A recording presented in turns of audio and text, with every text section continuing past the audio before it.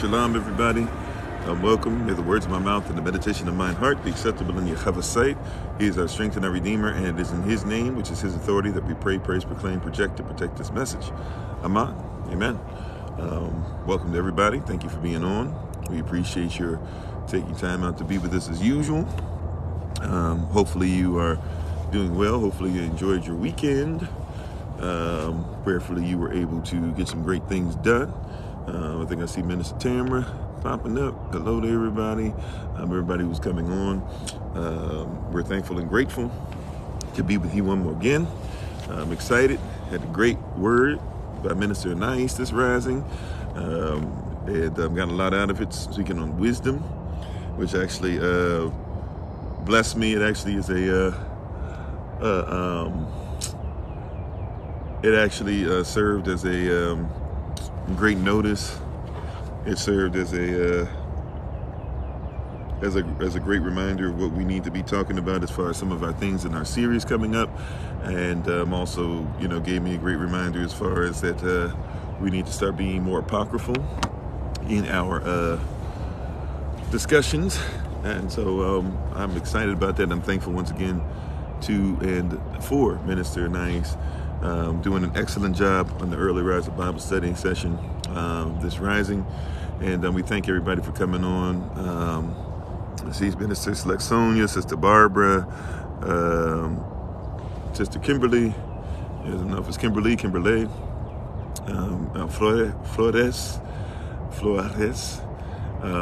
or Flores. Thank you for being on. We appreciate you. So many great things that are happening and going on. Once again, we give all praise and honor to the Most High Yahweh, who is Abba, Bad, At, Ruach HaKadosh. We give all praise and honor and glory to the Most High, to each and every one of you, especially starting with the Honorable Maya, my wife, who lives a life that's able to be honored. And we're thankful and grateful for what the Most High is doing through her and our family. She is a herbalist, a healer, chemist, and biologist by degree. And so for those of you who would like to partake in her business, she is in the business of healing others, and she is willing to help out, just getting people asking questions, clientele asking questions, getting new clients, things of that nature. So we appreciate it. We're thankful and grateful. And unfortunately, you missed a great and powerful word. You never know. Maybe she might be able to give you some of the cliff notes. But she did an excellent job. As always, as whenever we ask, I said this when she finished, every time I hear our ministerial staff or anybody doing any teaching or speaking or going to your channels, even going to your TikTok pages, going to your Facebook pages, I'm always proud to be associated with you all. And I thank you guys for being so kingdom-oriented and kingdom-minded. You guys are doing an excellent work.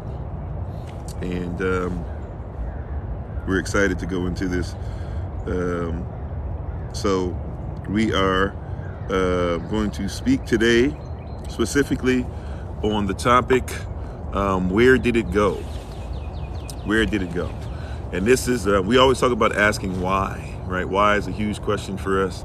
And actually, as we get ready to get into this, I asked for some special prayer. There's some things I'm going to be doing in my personal life to get closer to the Most High. And so I'm asking that you guys just stay committed to prayer for me and to the Most High on my behalf. And I'll just leave it at that for a little bit. So if you see me, it seems like I might be struggling or doing this, that, or that, whatever. Yeah, so I'm Sister Kimberly, if you want as well. Somebody else said the same thing. Because so many links get sent out, what might be best for you all, if you had an issue with the link, if you want, send me your email. Or, well, I guess you've already given me your email, I believe. And what I'll do is I will email you the links for each specific thing, especially for Bible study, for the Early Riser Bible study, and for things like the weekly meeting. And that way you can just go through your email, because what happens is because a lot of us, like myself, aren't that great with technology.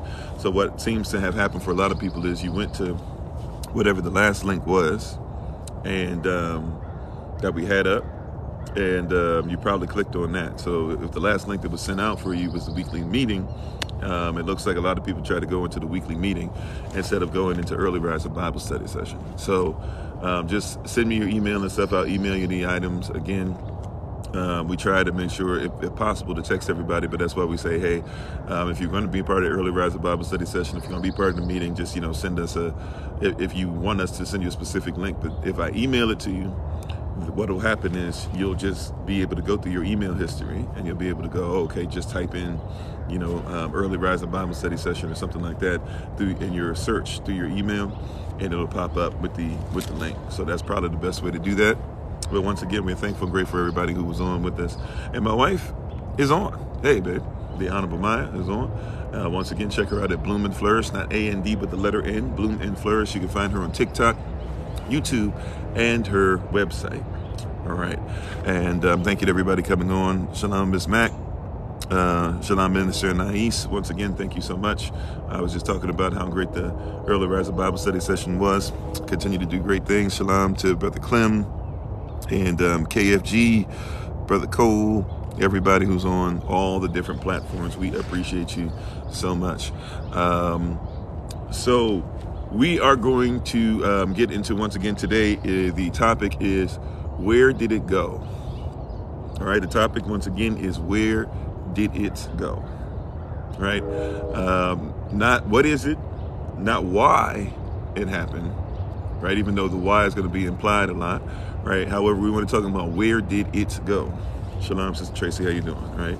Sister Tracy was up early this rising. I think she was the first one on the Early Riser Bible Study session as we were letting people into the worship phase, right? So where did it go, right?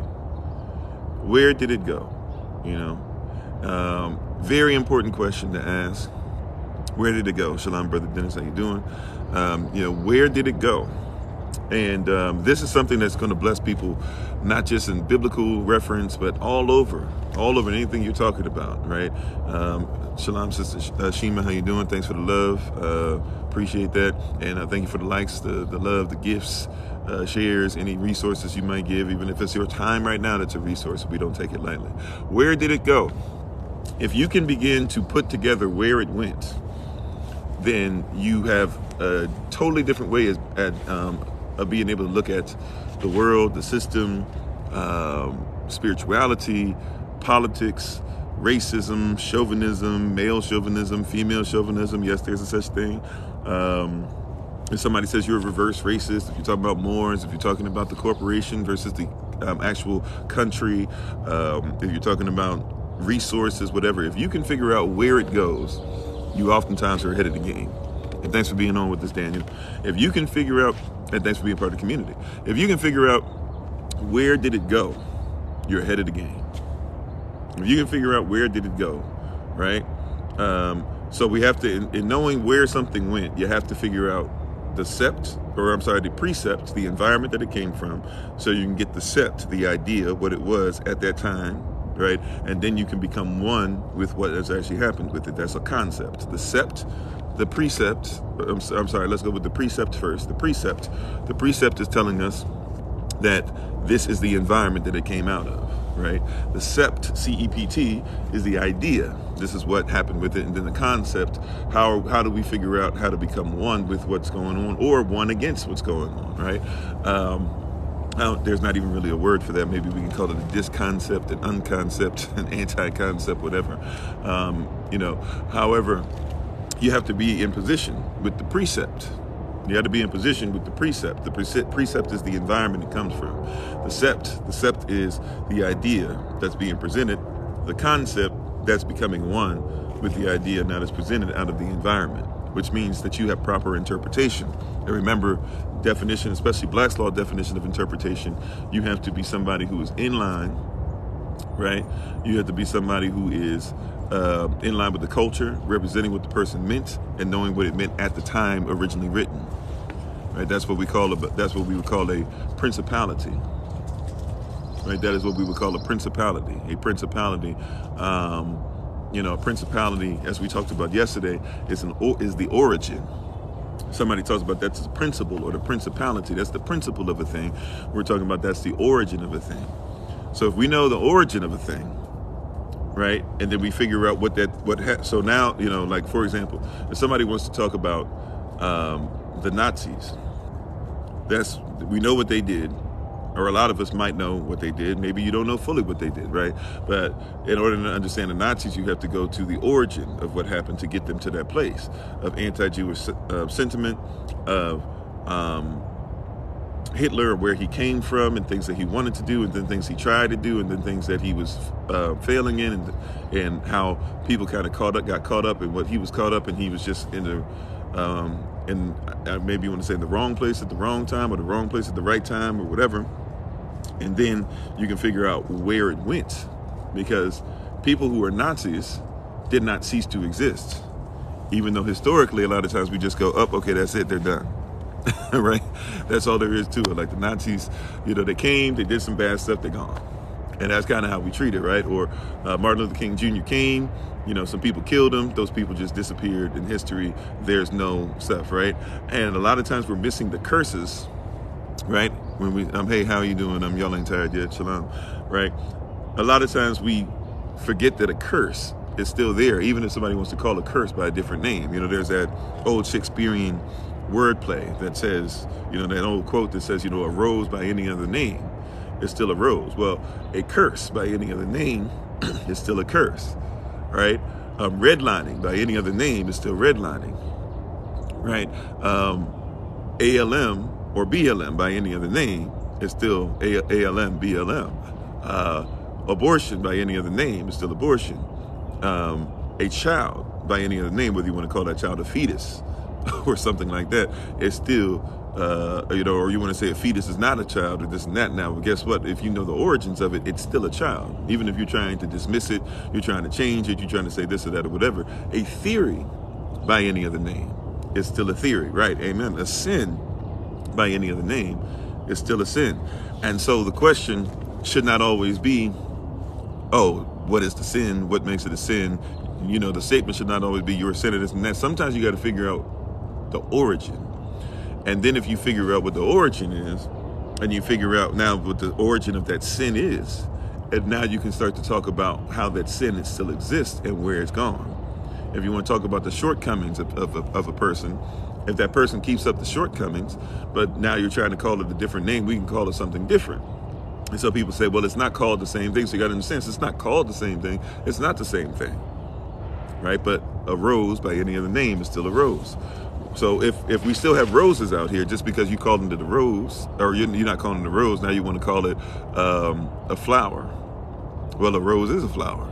We're still talking about a rose. What does that rose do as far as the environment, as far as what happens if you decide to eat it? It's still a rose. Even if you say we're just gonna call it a flower. Now, if you want to flip it all together and say, well, we don't like the term, this is when we get into terminology now, or etymology, we don't like the term rose. I like to identify it as a rose. So what will I do? I will re-identify it. I will say that it is a tulip. And so now, since I feel like it's a tulip because I like tulips, I can deal with the rose, even though I'm going to try to treat it like a tulip. Well, if you eat a tulip or you plant a tulip, tulips do different things than roses do, right? So they might be similar, but they're not the same thing. I have to figure out, where did it go? Where did these things go, right? When somebody speaks to us about all these things, where did these things go, right? When somebody was operating in slavery, did slavery go away? No. Just because somebody wrote Emancipation Proclamation, while writing the Emancipation Proclamation, they were still trying to give reparations to people, to say that, hey, all right, in the North, we want you to give up chattel slavery, and we'll go ahead and pay you. Shalom, Sister Nakia, how you doing? Shalom, Sister Rhonda, everybody coming on all the platforms. We're thankful and grateful, right? So nobody was talking about where it went. And if we don't discuss where it went, then we won't comprehend that it's still here, right? And one of the tricks that's done, this is why the whole CRT thing is there. In CRT, in critical race theory, they're not saying we want to get rid of all stories. They're saying we want to keep his story, and we want to get rid of the story that makes us have to admit that there's wild stuff going on. Shalom, Lily, how you doing? Right, that's what's going on. right? We don't want to admit, we don't want to recognize certain parts of it. So we're going to say, hey, it doesn't matter anymore how these things came to be, right? It doesn't matter how much this came to be, right? Yeah, change devices, right? And yeah, tulips are, they even smell different, right? But somebody's going to say, I don't want to identify with that. And that's really what it is. The same person politically, usually that will say that I don't want to hear about somebody else's race. I don't want my children to identify with where they come from, even though they are the next generation, still coming out of those generations of people that did what they did. They're saying, hey, I don't want my children to be taught these things in school. Yes, a rose is still a rose, yes. So somebody will say, I don't want my children to be taught something in school because I don't want them to what? Identify with it. Since I do not want them to identify with it, I don't want it to be taught. But that same person will then turn around and say that the person who says they don't want to identify as being male or female is wrong. Well, if they can't identify, and by the way, I would have agreement with that you should make sure you identify with what who you're created to be, right? However, if they're wrong for identifying as something that and trying to say that they're not going to identify where they came from, literally saying, hey, I was born from a man and a woman having to come together in marriage. And sex is marriage, marriage is sex. However, I want to redefine what it is and call it something different. Well, if it wasn't marriage before and it was marriage that brought you into this world, somebody's going to be mad at me for saying that, but let's go ahead and just keep it 100. If you don't want to identify with what brought you into this world, it doesn't mean that's not what brought you into this world. And even if you are somebody who's saying you want to do what people try to call same-sex marriages and all this stuff, well, guess what? You still have to go back to the natural law to be able to do that, because it still exists. Just because, so there's this idea, right, of marriage that was there, and now they're trying to change, they added that L to it, an ideal. The ideal is when you create your own narrative. And so we're trying to be like, oh, so that's it. It doesn't, but where did it go? Where is it leading you? Right? What is it taking you to do that? Right? Is there any dishonesty, any cognitive dissonance that we have to live by to allow this to exist? Right? Like, and so the same way, well, if you're saying that they shouldn't get away from their identity, right? Where does that go? Where does it lead us? When we can't get away, we need to stop acting like chattel slavery did not exist either.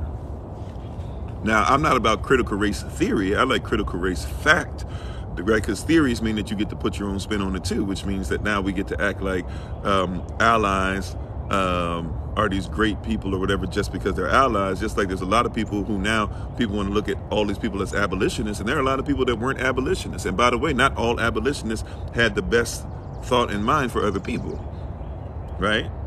Not always. That wasn't always the case either. So there are abolitionists who had to be repeatedly put in check by Frederick Douglass and others, and Sojourner Truth and others, right? Or people who would only use the guise of abolitionists, of being an abolitionist. They use that disguise to be able to say, hey, you know what we're going to do? We're going to say that we're abolitionists just so we can say that we're about, women's rights and the right to vote. However, the same people that were into women's rights didn't even want Sojourner Truth to show up because they said that her fight was not their fight. And people that now see we don't know where did it go, people will now try to say, oh yeah, and black people especially will not know what's going on. They didn't know where this stuff went. And so they'll say, yeah, somebody like, wow, I'm forgetting Susan B. Anthony. Somebody like Susan B. Anthony. See, we need to uplift her. See what she did? She made sure women had the right to vote, and we give her so much credit and respect and blah, blah. And the reality is, number two things. First of all, what has voting got you, ladies, if you're still talking about you in the same fight? Number two, she said that she would rather give her right arm than to help black men to vote. And she wasn't fighting for the black woman's right to vote either. But revisionist history happens when you don't know where it went. You said they weren't whole abolitionists, not wholly committed to freedom. Yeah. Now, same thing with allyship. All this stuff about I'm an ally. People are allies as long as it doesn't affect them. As long as your name doesn't have to be dragged through the mud. As long as you don't have to give up, finances and stuff. You talking about reparations. If you want reparations, you can start a whole, allies can start a whole thing and say, well, we're going to start reparations. We made up so much money, this and that or whatever. I've got a whole nest egg and all this stuff. Hey, I'll roll up my sleeve and I'll go back to work and come out of retirement and I'll give, a family some money, sure. But they're not going to do that, right? Because there's a limit to it. And that's okay, because that's literally, if you look up what an ally is, that's why I say all the time, look up these words. If you look up what an ally is, that's what it is. Allies are allies on paper. You sign treaties, you sign documentation that says that I will do this as long as you don't do this, right? That's a treaty. So I'm not expecting an ally to go outside the treaty. The treaty that they've signed up, and Shalom, Sister Beverly, the treaty that they signed up for is simply, hey, I will help you as long as these things happen. And if some things happen, right, I won't help. And by the way, that's understood. Like, I'll help anybody's family that I can, but if it's at the expense of my family, or if it's at the expense of my community, I cannot do that. If it's at the expense of my personal health and well-being, I cannot do that, right? So in that sense, we're signing a covenant that says that, yeah, I'm gonna do everything I can, right? But what I can do is we're gonna be honest and upfront about it. So how does this affect things when we go a little deeper? I think we've set a great foundation, right, for this conversation. So when we go a little further now, and Shalom, Sister Sharice, how you doing? And Ms. Mack, if I didn't say so already, and Sister Deborah. So how do I, in Grand Rising User 221, how do I now get to a place to where I say, all right, we're going to take this deeper. Let's get a little more profound. Let's come out of the icing a little bit. Let's start getting into this cake. Let's start getting into the eggs and the flour and the batter and all the stuff, right? And the things that will cause the cake to rise and all these different things, right? Let's get into some of this stuff, because people don't want to talk about where it went. And we have to be honest once again about the principle, the principalities, the origin, where it went. You can't break a curse if you admit that the curse is there. And the curse has to be caused, right? A law has to be broken, a kingdom law, a marital law, a natural law, a universal law, a law of attraction, a law of first mention, common law, all right? Law of equity, admiralty law, right, et cetera, et cetera. There's a law, because laws protect your rights, and a law has to be broken. How you doing, Sister Perfectly Imperfect? How you doing? So a law has to be broken, right, in order for the curse to happen. So we had to talk about, once again, the origin, the precept. You have to talk about what then happened because of that origin. There was that origin caused the sept, the idea, or what happened. And then now we got to talk about where did it go, the concept that still exists. So let's go back to what I was talking about. One of the things that got me on this, I've been doing a lot of study lately on Hitler. Which means that you got to study Germany, you got to study Nazis, you got to study Austria-Hungary, you got to study Russia, you got to study Prussia, you got to go to all these different places, right? You got to study France, you got to study England, you got to study United States of America, you got to study Italy, you have to study Japan, you got to go into a lot of things, right? So I've been doing a lot of research on Hitler. I've done it many times in my life. I tell people all the time, don't just study the stuff that you want to study or from the perspective you want to study from, even study people that are into him. So, I've even, by the way, even looking at something like how does something affect today, JFK, who everybody gives all this respect for and everything, JFK, his journal is out, been out for years. You can read in his journal. The Smithsonian has it, I believe. And, or maybe it's not the Smithsonian, with the Archives. Archives had it. They're basically right next door to each other in DC. But they have it. And you can read it for yourself. And JFK talks about how Hitler's great. How Hitler's going to be remembered in history as a genius and not as a bad person. And that's the person who was the president of the United States. And you believe, right? A lot of people go, they're JFK fans, really usually just because you're a Democrat. Once you're a Democrat, because you're not going to look at the origin after that, you're just going to say, well, I'm a Democrat, I have to make JFK fit into being a great person, because I have to say that all Democrats are great people, or at least all Democrats are better than Republicans. Remember, if you're into politics, you got to do that lesser of two evils thing, right? So even if you know something's evil, you got two candidates, you say, well, I only really have two viable candidates, so if I'm going to vote, I got to vote for the lesser of two evils. But if evil is evil, why would you vote for evil? So even that concept, right? But you have JFK, and people will not admit that JFK is somebody who said that Hitler will be remembered as a genius. He said he is somebody that was intelligent. He said that Hitler kind of just did what he had to do.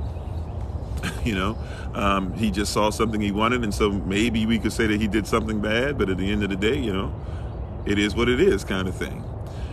He wrote that down in his own penmanship, by his own hand. He wrote that. We don't have to go extremely, that far to find out what JFK is about. So now, when you start seeing stuff and you hear people say things, a lot of people will be mad and upset, and within our own community, once again, we're not at peace, so we start infighting, and so we'll start fighting with one another about these things that happen, right? But you'll hear somebody like Malcolm X, Minister Malcolm Shabazz, come out and say, and people don't look this stuff up, but he'll come out and tell us stuff, and tell us real stuff if you research it. Hey, go and discover that before there was going to be a March on Washington in '63, there was a grounds root movement where black people all over D.C., Virginia, Maryland, and really all over the United States were going to come to Washington, D.C., and they were going to shut Washington, D.C. down. That's the origin of what the March on Washington was, right?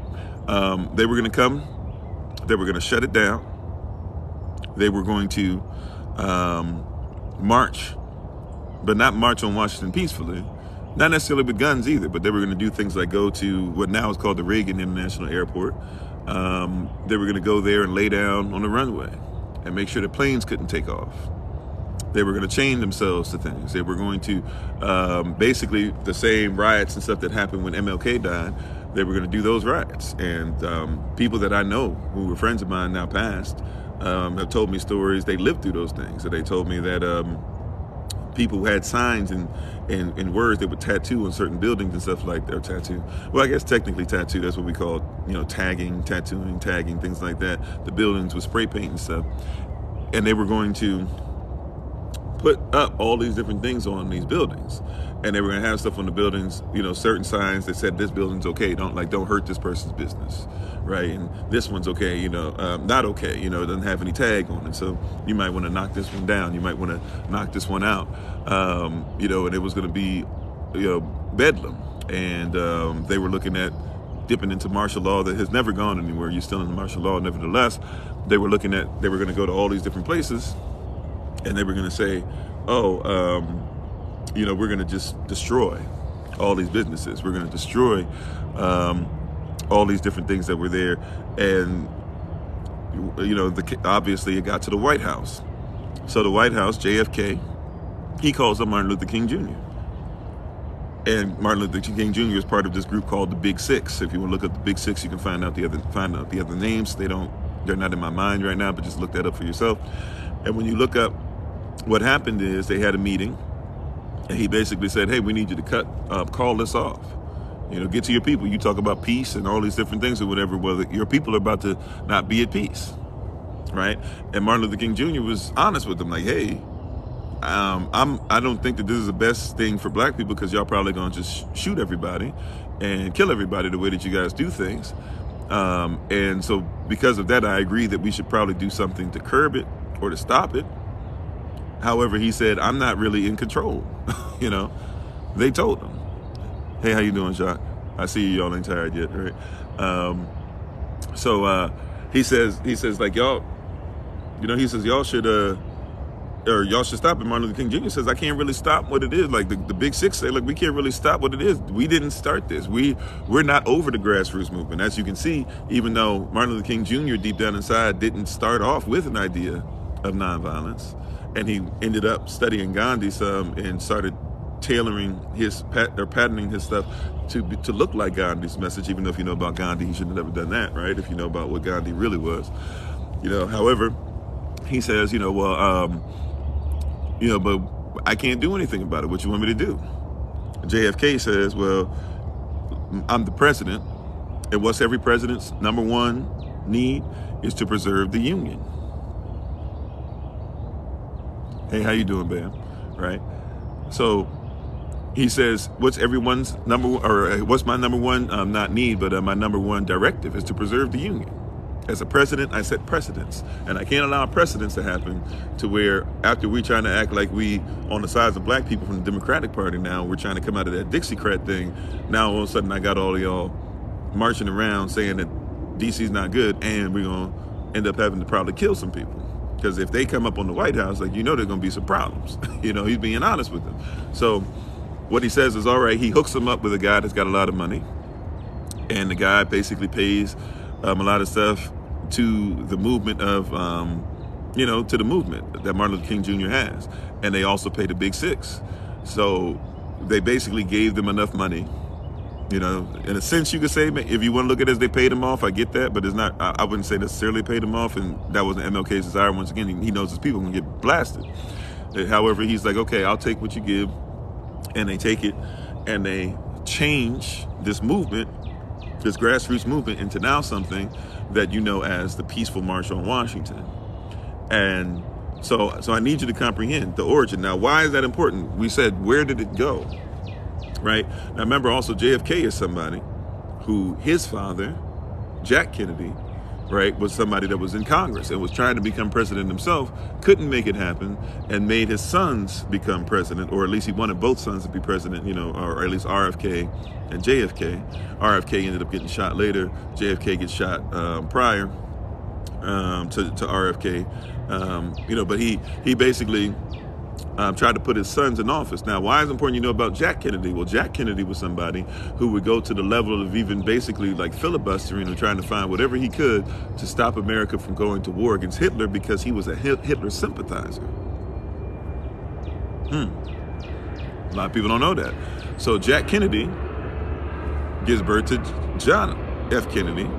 If John F. Kennedy says that Hitler's an all right guy, of course he would if he was taught by his father, Jack Kennedy, who was a Hitler sympathizer, that Hitler was an all right guy. There are, by the way, you can look this up and watch it for yourself and watch what these people say.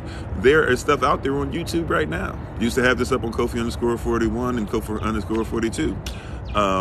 There's stuff up on YouTube right now that you can just simply look at and watch in black and white video and everything, as Nazi meetings are happening in Madison Square Garden. Police officers are there. Now, somebody would say, well, you know, a police officer, they get paid, they get paid, you know, and they paid for it, and the police officers, also the police community, you know, the police chief, whomever who made that decision, they did it because they didn't want a whole bunch of people to get killed at these events, which sounds great until you think about the fact that the police represent the state, which means the state that could have said, no, you will not use Madison Square Garden for this. There's racism. We don't care about this, because we'll tell black people they can't march on stuff. So if you can tell black people they can't march on stuff, if you can take down people's social media and stuff today, if you can be people of the past that are aborting people and then trying to say that it's because it's for their own benefit, even though Margaret Sanger is saying that she's doing this because she doesn't think that black people and Jewish people and other people she wanted aborted are people that are worth having around, you could easily say, we're not going to do this, but you see the police are there to protect the people. You see even that there's a person who disagrees with it, a white guy that disagrees with it, you know, that has that John Brown spirit. And in one of the meetings, you can actually see he speaks bad and poorly about it, then even stands up on stage and starts yelling at the guy. The crowd beats him up, and guess what the police officers do? The police officers just take the guy and throw him out. Possibly put him in prison. I can't prove that, though. That's the origin.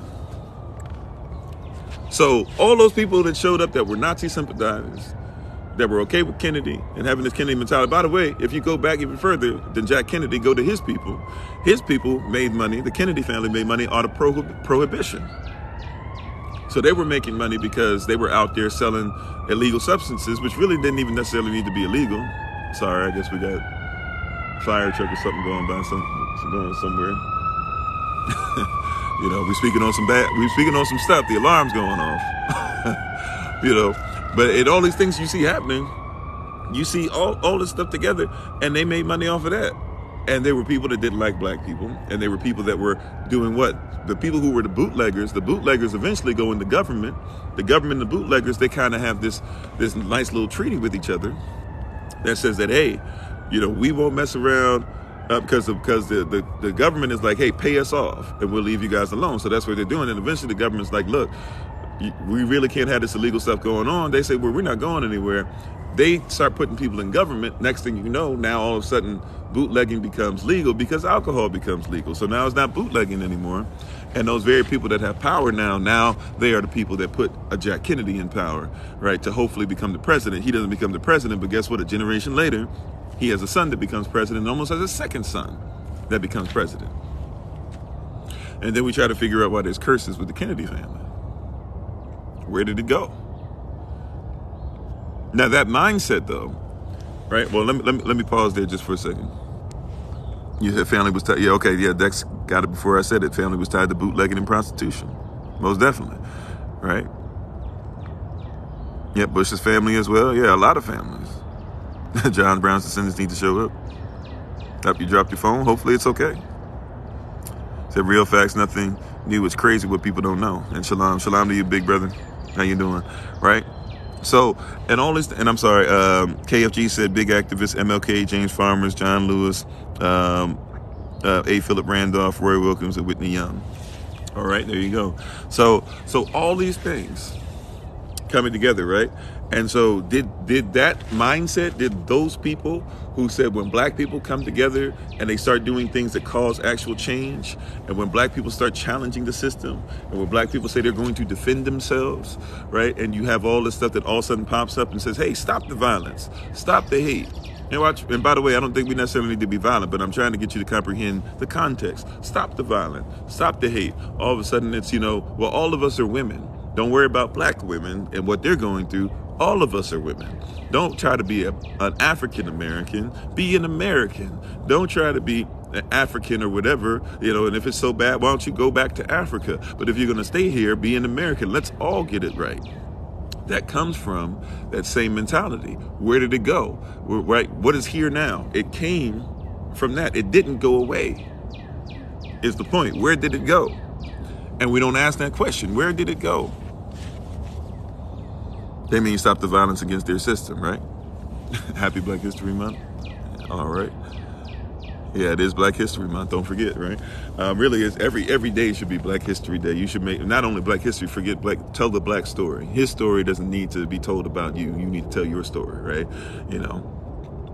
Not trying to speak ill of the thing. Thank you for for being on. I hope it didn't come off as me being against you, right? But we don't think about it. Where did it go? It didn't just disappear. Thanks for being part of Community 6. It didn't just disappear. How you doing, TJ? Once again, it did not just disappear. Thanks for the agreement, Rhonda. Once again, it did not just disappear. Now think about the Nazis. His story says, not the story, not our story, right? His story says that Hitler was defeated. He killed himself. They found pieces of his body. And everything. He died, and that's it. Nazis went down. That's it. How many of you in school learned? If you want to put up a hand in here, there's probably not going to be too many hands that are going to show up, right? Or if you want to say I did in the comment section, whatever. Genuine question here. How many of you learned what happened to the Nazi Party after they lost the war? Does anybody know? Did anybody learn in school? I'm not talking about if you learned it on your own. Maybe you learned it on your own. But did they teach you in school ever? Where did it go? Where did the Nazi Party go? All these people that were Nazis. And I'm going to give you some numbers. By the way, let me just give you one number right now. Right? There were 45 million people. How many? 45 million people that were considered to be in the Nazi Party. Where did they all go?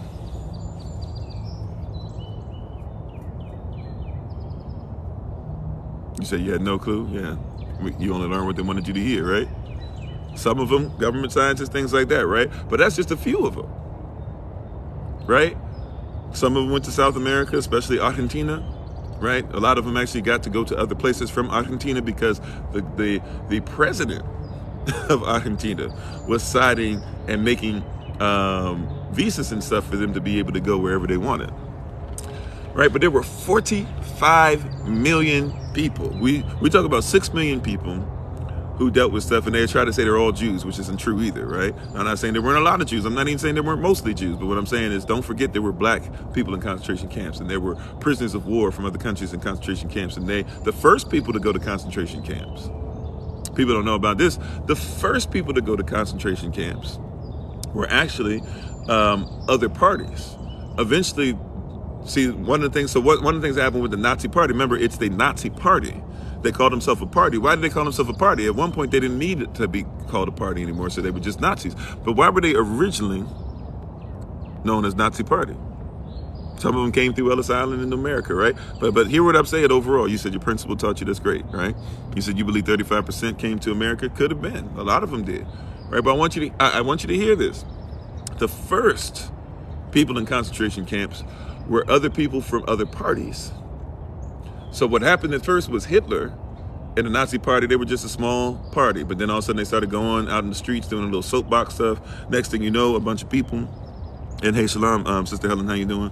A whole bunch of people started seeing, So a whole bunch of people started agreeing with the anti-Jewish sentiment, and then there was some other stuff that they agreed with, and they were all believed that Germany needed to be at this prominent place. Don't forget that after World War I, Germany was blamed, all the Germans were blamed for everything. They signed a treaty, and America, England, other places, they broke the treaty, right? And they basically made them pay ridiculous reparations, and a lot of them didn't even necessarily agree with the war. So all of them are basically poor and broke and busted and being enslaved. And so here comes Hitler and them talking about, we're going to bring things back. We should be powerful. Our race is better than everybody else's, this and that or whatever. It struck a chord. Right? He was telling a bunch of lies about where they came from. Nevertheless, though, like, it struck a chord. Propaganda, all these things. So they get powerful enough to where they actually get voted in positions of power and stuff like that. And then next thing you know, Hitler basically becomes like the chancellor or whatever they would have called it, but he's not the president. Then all of a sudden what happened is basically they kept by force now forcing people out of positions to where everybody was Nazi. But the president still wasn't a Nazi. The president dies. As soon as he died, now everybody connected to anything that's not a Nazi party, they brought up false charges about him. A lot of them never even taken to court. Brought up false charges about him, put him in concentration camps.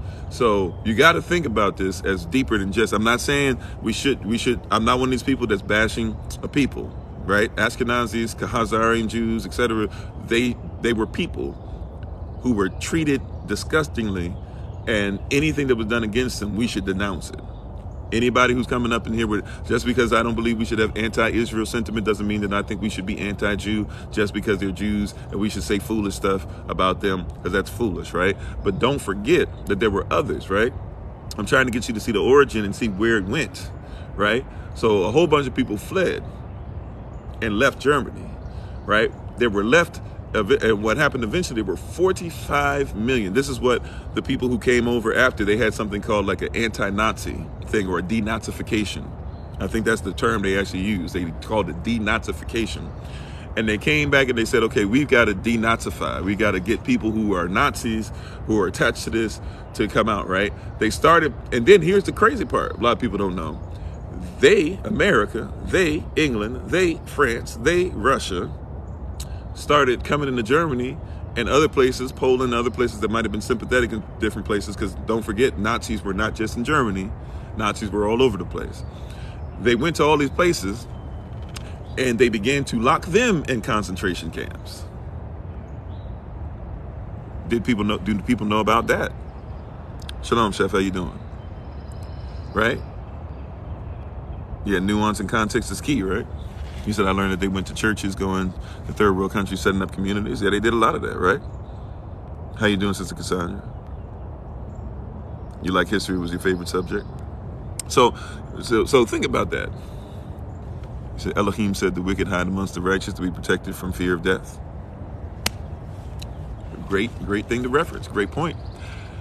So now that we got that in our system, if we comprehend what we're talking about, there's a little more context. So there were 45 million people who was decided that they were Nazis. Where did they go? How did they denazify? They said they were going to do denazification. Some of them were put into concentration camps. You said your grandma was there? Amen. Amen. Right? Well, sorry to hear about that, first of all, right? So you had all these people, so they immediately put some of them in the concentration camps. Now, some people would say, well, they put other people in concentration camps, they got what they deserve. But not everybody was doing that to Jews and the blacks and to POWs and to women and to Christians and to whatever it is. They had concentration camps for everybody, mostly Jews, but everybody was getting a piece of that. If you disagree with anything that was not a Hitler principle, right, you were there. So we had a couple people in here whose grandparents were there. Yeah. Yep, some of them went to NASA, stuff like that. We can get into that in a little bit, right? But we got to understand. So now, when you say you're going to denazify, or basically part of that means that you have to untrain even the youth. Because remember, above the stuff where they were melting people, right, above the in Auschwitz and other places like that, which, by the way, even when you look at Auschwitz, before America got into the war, America was making money off that. Did you know that? Because there were American companies whose names are on the railroad tracks, which means that Americans are either selling them the parts or coming in there and building this stuff up.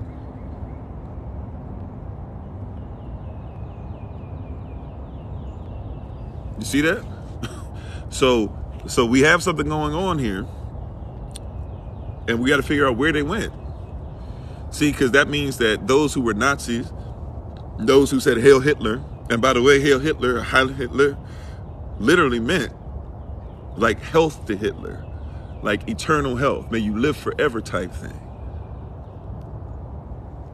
right? They were invested in his health. They were invested in his ideas living. They thought that his ideas were healthy, right? Not all 45 million per se were on the same thing. Some people were scared out of their mind because also too, when they started having this political party stuff happen and it started being very clear that the Nazis were taking over, they had signs like, don't go into a Jewish store. And if you went into a Jewish store, some people didn't agree with that, but here was the penalty. If you went into the Jewish store, what was going to happen to you? They were going to take you away. You were going to go on that train, and that train that nobody knew where you were coming back from. Yeah, exactly. Some people joined in fear. So there was a fear there, right? Like there were people, remember Anne Frank? There's a family that had to take Anne Frank's family in and hide them and keep them safe, right? So there were people out there still helping, but there was a fear that if we get caught doing this, the people did that stuff with Anne Frank, you could liken it to like what was done with the Underground Railroad, right? I forget the brother's name. There's a gentleman who one day, there's a famous thing on YouTube. I don't remember his name, so I don't know if you'll be able to find it. I can't tell you his name, but there's a famous thing on YouTube where there's a guy, and he had hidden all these families and different things like that over years and years and years, and he basically was doing mostly with children. I don't know if that's the same guy that they based the Steven Spielberg movie off of, the one he directed. Forgive me for not remembering the name of that either. But the guy basically was at this event, and he thinks he's just going to a concert or something like that, or something, or maybe they were going to give him an award or something. They're talking to him, and then they surprise him. I'm going to try and get through this without crying myself, but he starts crying because they surprise him because all the children that he had saved, they were there in the audience. He didn't know, right? He hadn't seen them since they were children. He was just helping them to get away. And then they show up, and all of them are there clapping, and he's crying because basically everybody that's there, is there because of him. So there were obviously people that weren't into it. But here's how they got rid of it. When they said they were going to denazify, because there were obviously a lot of people. The pianist, thank you. I don't even know if it's the same guy. Now that you say that, I don't know if that was him or not. But either way, he did something very similar if it wasn't him. The guy, the video I'm thinking about on YouTube. There were people there that obviously didn't believe in what was going on, right? But they felt powerless to fight against it. And a lot of people left before it was happening, right? They left out and became immigrants in other places, right? Refugees. Meanwhile, though, a lot of people stayed to try and help. Some people didn't leave because they were afraid that somebody might try to kill them on the way out. By the way, that's what happened once World War II ends. You had that with the Berlin Wall, which we can get into as well. But where did this idea go? Where did this ideology go? Where did this concept go? Where did this thing that Nazis believed in go? It didn't just disappear. If 45 million people were under the Nazi rhetoric, and let's be extreme. Let's say 40 million of them did not believe at all what was going on. They were afraid. Now that's extremely high. That's being ridiculously high. There's no way that out of 45 million people, 40 million people didn't believe at all what Hitler was saying, right? However, let's just, for the sake of argument, let's say 40 million of them. That still means there's 5 million people that believed that what they were doing was righteous. Now, you can look up on YouTube for yourself. Once again, this information is out there. You can look up for yourself. There are interviews that they did with men who fought as SS members, fought and killed Jews off and did all types of atrocities, etc. And they say in these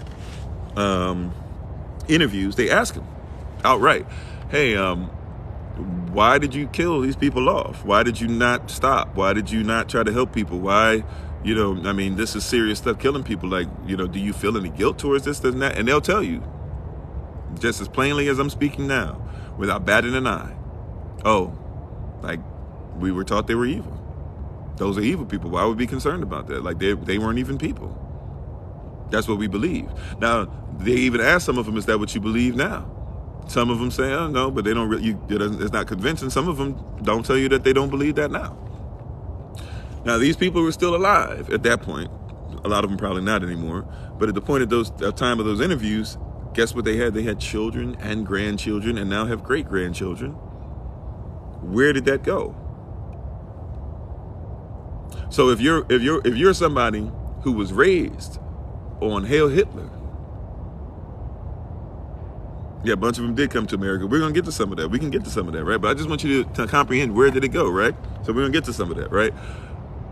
I need you to just comprehend from the beginning. These are people who we know were SS members. These are people who we know killed off Jews. These are people who we know killed off blacks. These are people who we know said that if you're not German, you ain't anything. These are people who we know were okay with killing off babies. Remember, they killed off babies. That whole Spartan mentality. They killed off babies that they thought had defects. They were okay with all that. And so if you have if you're talking to your grandchild, somebody who's our age today, and you're having a conversation with your grandchild as they're growing up, and somebody talks about Hitler, do you think they would have told them that Hitler was bad? Do you think that they would have told them that Hitler is somebody who had healthy ideas? If they, for so long in their life, screamed out Hail Hitler, and even if they stopped doing things like, there's still Nazi paraphernalia that exists today. You think that people are just getting that just because they're buying it? You don't think that there are generations that just pass it from one generation to the next, to the next, to the next? Okay, you said the man's name is Nicholas Winton. Thank you. So Nicholas Winton, I guess. Look up Nicholas Winton and see if you can find Nicholas Winton on YouTube. See if you can find the ceremony I'm talking about. It's a very powerful ceremony. Breaks me down tears every time I see it. You said, that still have those beliefs and pass on their beliefs. Exactly. So that grandfather, I'm talking to that grandson, maybe he sees his great-grandson. Maybe he sees his great-granddaughter. Maybe she sees her great-granddaughter, because there were women that were just as violent towards people as there were men. Oh, Schindler's List. Schindler's List is the movie I'm thinking about, but Pianist is something else too. So I don't know which one. Do some research on it. What I'm saying, what I'm talking about, those specific things that I brought up, right? Nevertheless, we're dealing with this issue that's here that says that we are taught that it just went away. But where did it go? Because you can't have 45 million people. And if we're bringing it down to be extremely nice, you can't have 5 million out of that 45 million. We're being extremely nice here. Right? We should. Some people say we shouldn't be extremely nice, but I'm gonna. I don't want to infiltrate or just automatically judge people. By the way, I don't believe that means just because you kill somebody you can't get your soul right, be forgiven, and still be able to go to heaven. So let me say that as well, right? Because I don't have a heaven or hell to put anybody in. So I'm not doing that here. Some people might want to go there. You go ahead and do that. That's not what I'm doing, right? That's not my culture. That's not what I'm called to do. That's not what I'm here to do. Right? However, we got to be honest about this. Right? Let's have some honest conversation. Right? Let's have some honest conversation about this. If there's 5 million, I'll stop saying a number at this point. I think I've made my point. If there's a bunch of people, and that's being part of the community, Nicole, if there's a bunch of people who are killing off people, and now something happens. Now, what was in denazification? Denazification, this is what they did. They said things like, well, if you were a child that was born after 1919, they consider you to be brainwashed. So what does that mean? When did World War II end? Well, if you were a child born in 1919, you're considered to be brainwashed. That meant basically you're off the hook. We're not really going to do much to you. We're just going to put you in a position where you got to work on the low end of things and stuff like that. So you're not even making it better. You're going to have these people in the same situation that they just were mentally when they went into the World War II mentality, right? Right after they came out of World War I, that's what started the stuff with the Nazis, right?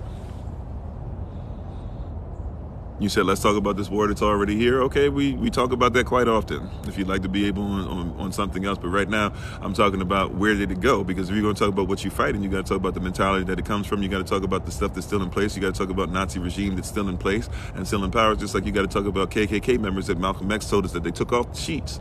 And when they took off the sheets, they started putting on these robes. You got to go back talking about in, 1920. So 101 years ago, when the FBI finally admitted that, hey, from the 1880s, people have been going ahead against positions of power.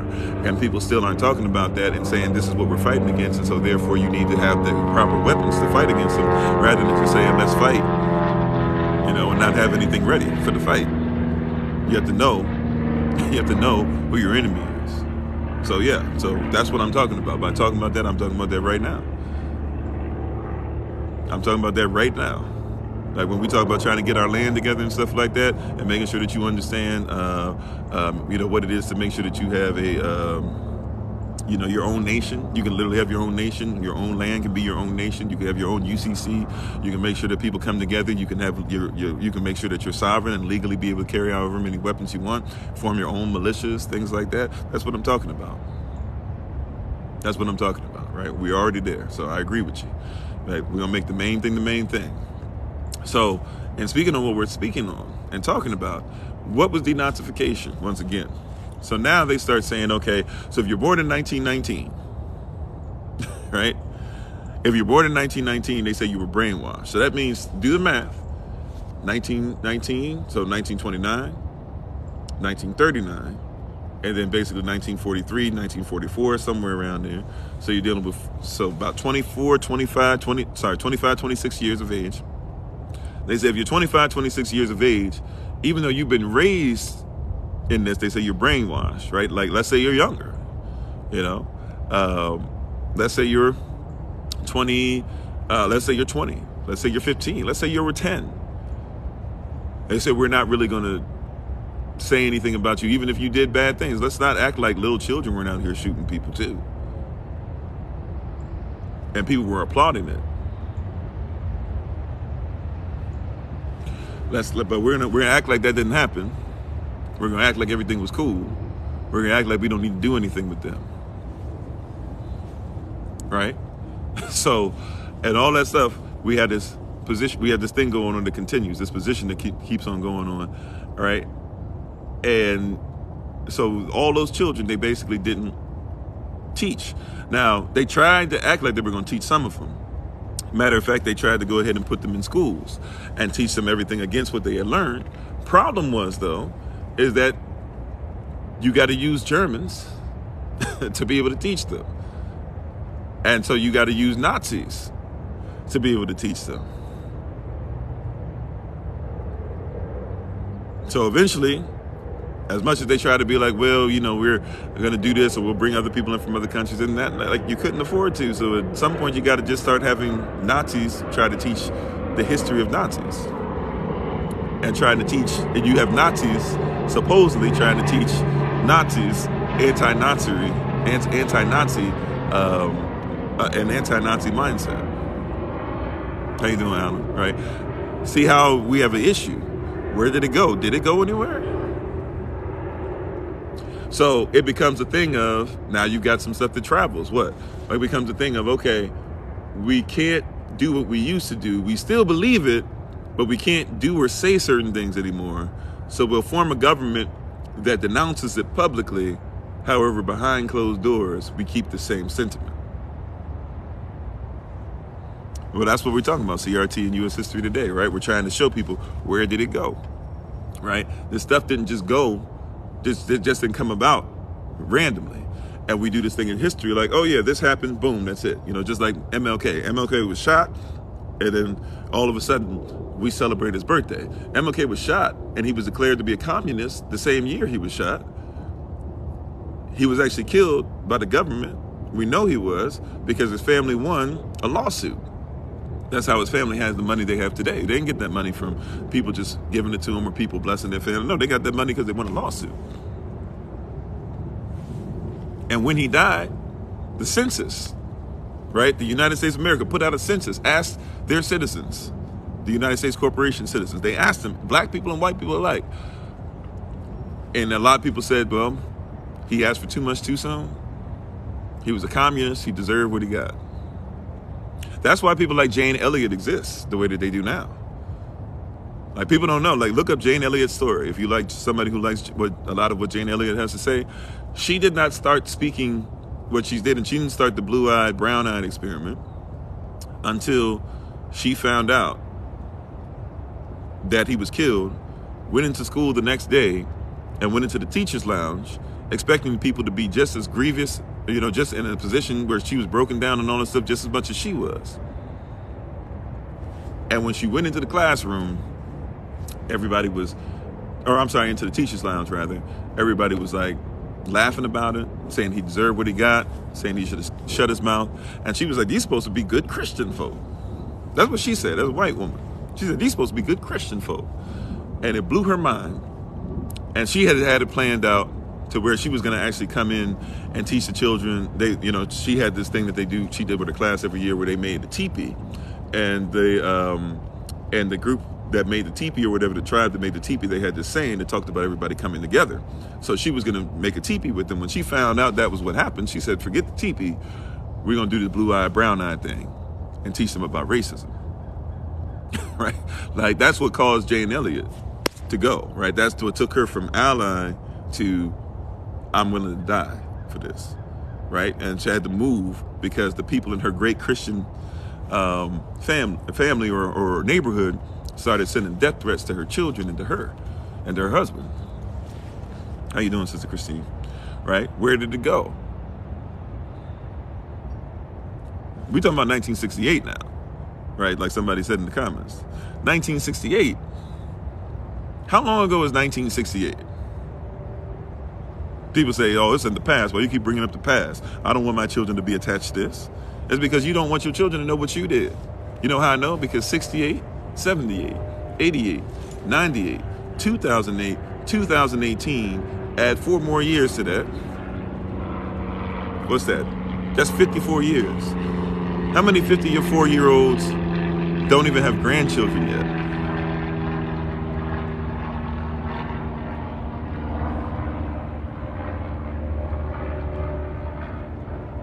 How many 54-year-olds have grandchildren that are barely walking around, if they can even walk yet? It's not a long time ago, but people want to tell you that Martin Luther King Jr. died. We've realized his dream, move on past it. Heck, you had a black president, right? These are things that people say. I'm not even, like, I'm quoting at this point. Just off the top of the dome. How many times have you gone on TikTok, YouTube, whatever, and you've seen somebody say that? How many times you've been on Facebook? How many times you've been seen on the news? Somebody talk about if we got a black president, why you keep bringing this stuff up?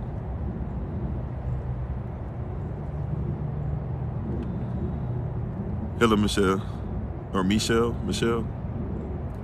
right? Right? And well, see, and it's not going to stop in a sense because it's in their system. That's why we don't teach change the system. We teach create a system that other people can come out of that system and join you in, and you can have a different environment. You said you lived through the National Guard in neighborhoods in Baltimore. So that's what I was talking about. So one of my friends, well, the one I saw about his past, he was from Baltimore. He's driven me around and shown me places that he was literally running around in to try and get away from stuff. And was a good, trying to be a good, well, I guess you wouldn't call him a child at that point. Well, maybe he was a teenager still. I can't remember. He might have been like 19. And had to have people that were watching out for him. Because people were literally tearing apart the neighborhood. And the National Guard, the police officers were out there tearing up the neighborhood. Some of those places that are still boarded up to this day, to where at one point, some goal in my life, a goal I have in my life, is to go back over there to some of these places that have a lot of meaning to us as a people, that are still boarded up, and start buying them up. White people starting to buy them up now, so I don't know how much time I have. But my prayer is that one day I'll be able to have whole blocks and stuff like that I can say this is for our community, and we'll have stores there, and kind of following the Nipsey Hussle mindset as far as that.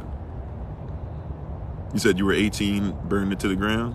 Yeah, so you were there. You said for the same reason why we still bring up 9/11 and the raid on the White House. Right.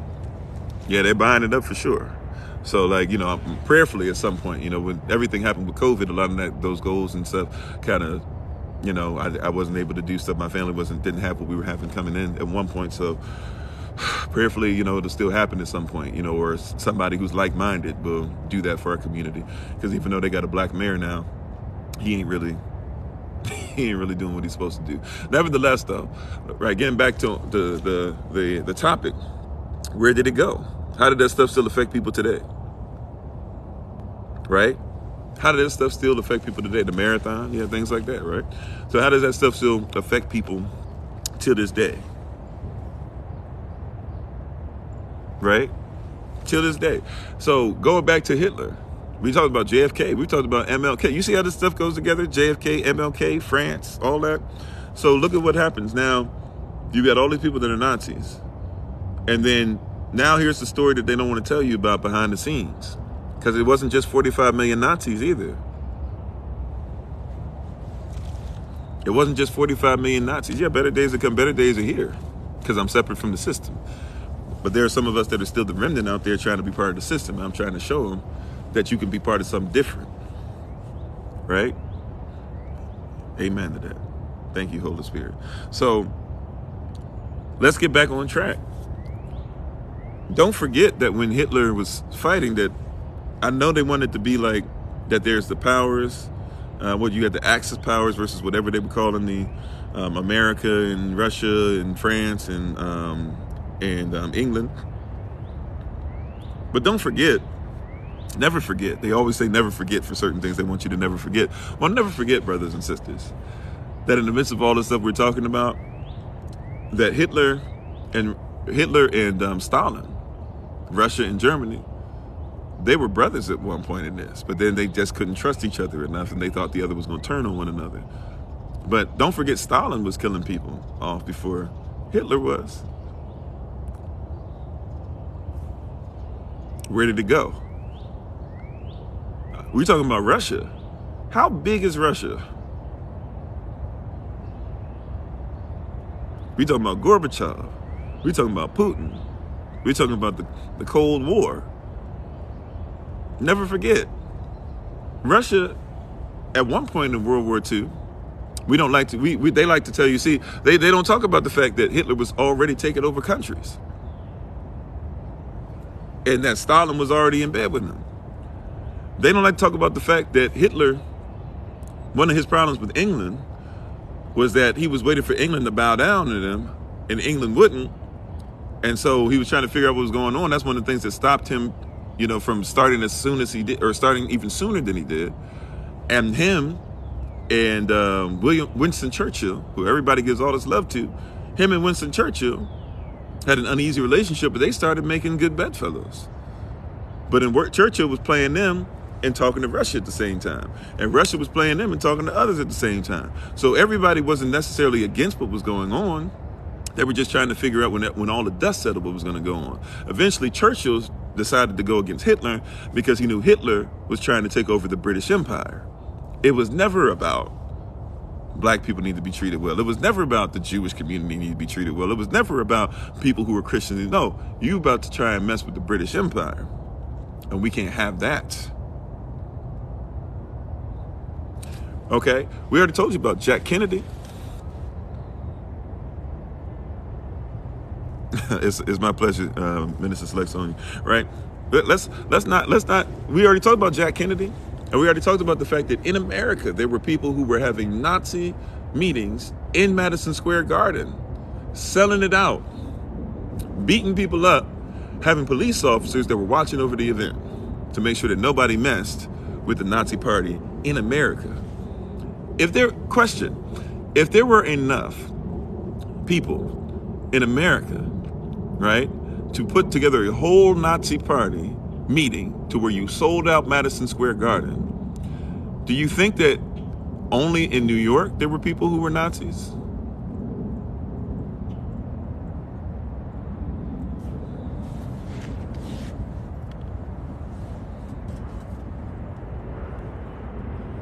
Come on, somebody. All right. If Kevin Hart goes to Madison Square Garden and puts on a show and he sells out Madison Square Garden, he has to be famous enough worldwide to be able to get enough people to show up at Madison Square Garden. We're going to make it make sense. Yeah, there's real talk today. We're going to make this make sense. Moderators, be ready. Yeah, amen. Moderators, be ready. Somebody said, black people fast. Yeah, we got to, because people will lie and say that you saying all types of racist rhetoric, things like that. So we got to make sure we quick. And TikTok, you can see this is Kofi_43, right? We've had 2 pages before where we were reaching tens of thousands, millions of people. We've had 2 pages before already where we had literally 10,000 people on live simultaneously, right? We're starting over again. We did it on multiple platforms because we give truth. That's why somebody asked a long time ago, why do you have so many moderators? Because people be on here trying to block truth. So we got to block them before they block truth. Real talk. You said you've been banned 3 times. Yeah. Mama Rose says, wasn't over 600 German POW camps existed in U.S. that were released here after World War II ended? Yeah, we had talked about that earlier. How they started putting the people who they said put people in concentration camps. They started putting them in concentration camps. Now, yeah, right. So it goes deep. So let's go back to this though. So England wasn't concerned about Jews or black people or Christians or prisoners of war, right? Russia wasn't concerned. They all had treaties. They were all working together. Russia and Germany were supposed to actually work together. Hitler messed up and Stalin messed up because they started not trusting each other, not realizing that they wanted the same thing. When Hitler took over Germany, Stalin told his boys and his generals and his comrades and whatever you want to call them, he told them, like, man, like this dude over there in Germany, he doing his thing. Like, that's what he said, right? And I'm gonna stop saying the HITLE, you know what word so much, just in case somebody tries to say that's gives them the right to ban us, right? But I think we know who we're talking about. I'm gonna stop saying the N word, the 4-letter N word I've been saying too. I'm gonna stop back on. I'm gonna chill on that just for a little bit, right? You said, so where did the Afghans go from the secret flights? What are they doing? There's a lot, right? So here we are. And talking about this. So let's have honest conversation, guys. Once again, if Kevin Hart, if Dane Cook, if Chris Rock, if Dave Chappelle, whoever, I don't know if Dave Chappelle's ever done Madison Square Garden. Y'all get the point. If this person's coming and they're gonna sell out an entire basketball stadium, that means they have to be not just famous in New York, they have to be famous worldwide. They have to be bigger than the New York Knicks, because the New York Knicks might not sell out Madison Square Garden because they don't play that well right now. However, people will show up for Kevin Hart because he's famous worldwide. There are people who will leave other countries and come over to Madison Square Garden just to see Kevin Hart because he's famous worldwide. Well, if you have a party, this political party that is coming together to represent somebody that they lift up and they want to see his ideas remain healthy, and they fill up an entire basketball stadium, that means that that mentality has to be what? Famous worldwide. What kind of denazification plan gets rid of that? Here's another thing. Do you know, and these are statistics you can look up. Do you know that they tried to say that, we need to have law in Germany for those people that were part of that only political party that was there. And we don't want those people at that political party to be the lawyers or the judges. Problem is, though, is once again, you're dealing with a whole nation. So that meant that at some point, 90% of the people who were there, who were lawyers, were of that political party that they said they were getting rid of.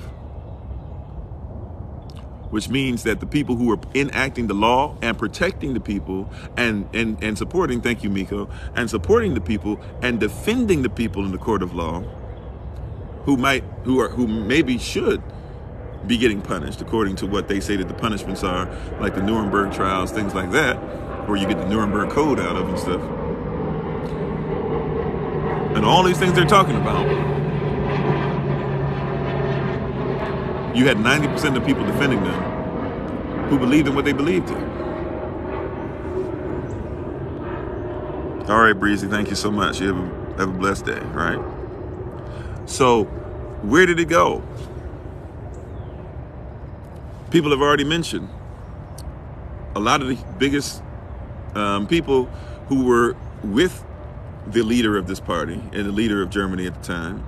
They went to places like Argentina, which is why Argentina has a lot of racism. Because those people went and lived there and have families, whole families there. Just like, by the way, people don't know, if you go to Brazil, don't be surprised if you go to Brazil and you see a big Confederate flag in certain places. You know why? Because when everything went down in the Confederacy, and then they went over to Texas, and then they couldn't hide anymore, and they tried to go to other places, Mexico wasn't necessarily down for the chattel slavery and stuff. Remember, they actually fought against America, and definitely against Texas, even though Texas was annexed, and then eventually they took all of Mexico that used to go all the way up to California and stuff, right? They took all that. But they didn't go to the Caribbean.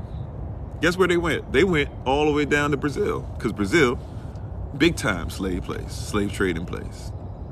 Still to this day. I know people want to act like slavery doesn't exist anymore, but big time slavery place, right?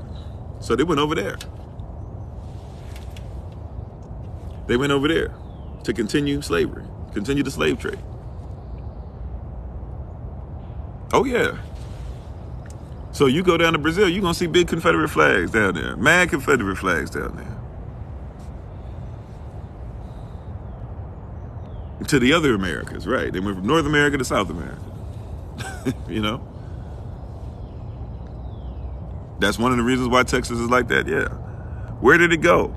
You see how just studying how it happened in one place and not just going, oh, okay, it happened, that's it, boom. No, but actually saying, okay, well, if it happened, then where did it go after you stop when you stop in your history books? When you say we shouldn't critique racial theories that are out there today, right? And by the way, I'm about critical race facts. Critical race contextual facts, not critical race theory. Theories are not what we should go by. Nevertheless, when we start talking about these facts and this context, why is it that you don't tell anybody that? Is it possibly because you don't want anybody to link where you are and what you're doing right now? See, if Kennedy is supposed to be everything the Democratic Party is about, but I can tell you that Kennedy made every move he did to ensure that that same mentality still survives, then you start looking at what Kennedy did differently, don't you? And we can't have that. Kennedy's a martyr. He died for black people. That's what they want you to, People didn't like Kennedy because he was letting black people march peacefully, but he actually told black people, hey, march peacefully so that I don't look bad in my presidency, and paid people off for it. You said many go in there, marrying Brazil, and then bring them back. And one of the things in Brazil, you think colorism is bad here. Go to Brazil. Go to Brazil and start looking at color. Somebody blacker than me gonna tell you, somebody blacker than blue black people gonna tell you that they ain't black. They'll have a color for you so you don't call them negative. There's a lot of them down there though that call themselves black for real. They had no problem saying they black. Right? I went down there, before in my life, and there's a lot of people that will speak like we speak. You said your grandma has Kennedy on her wall. A lot of black people do. I grew up, I want to say my grandmother might not have had a picture of him, but definitely, no, I think she had a picture, maybe not on the wall, but then she had a small picture of him. Right? Because the goal was to make Kennedy look like he's the savior of black people. How many black people, if you of a certain age, if you black in your house, you have a picture, somebody in your family, grandmama and them, great grandmama and them, whomever, had a picture of Kennedy or Lincoln or a white Jesus. Come on, right? Like, let's just keep it 100. Where did it go? Where did that mindset go? You think that the mindset that says that the slave masters over us as a people just went away because chattel slavery supposedly ended, even though the 13th Amendment allows for chattel slavery anyways? We know that chattel slavery was physically around in the South as far as big business, not and it still is. Don't get it twisted. But it was around in the South as far as still being like real big business until the 1970s. But they tell you and I don't forget the past. Now, how long? We talk about 1968, 1970. That's only 52 years ago. And literally at the beginning of this year, don't forget that not too far from where I am now, that there were a bunch of people that were black Mexicans, right? And others that were being enslaved, women being raped, children being had, while white people were around with guns, forcing them into chattel slavery. Where did it go? Can I give you some? May I give you another exhibit? I don't know if this is exhibits X at this point. We done gave out so much stuff, but allow me to bring before the court another exhibit. Where did Trump's people come from? Where's Donald Trump's granddaddy come from?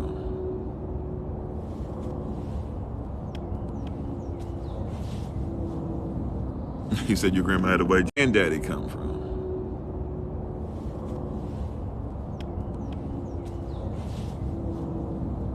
He said your grandma had a white Jesus. Salah, right? Just think about that for a second. Where did Trump's granddaddy come from?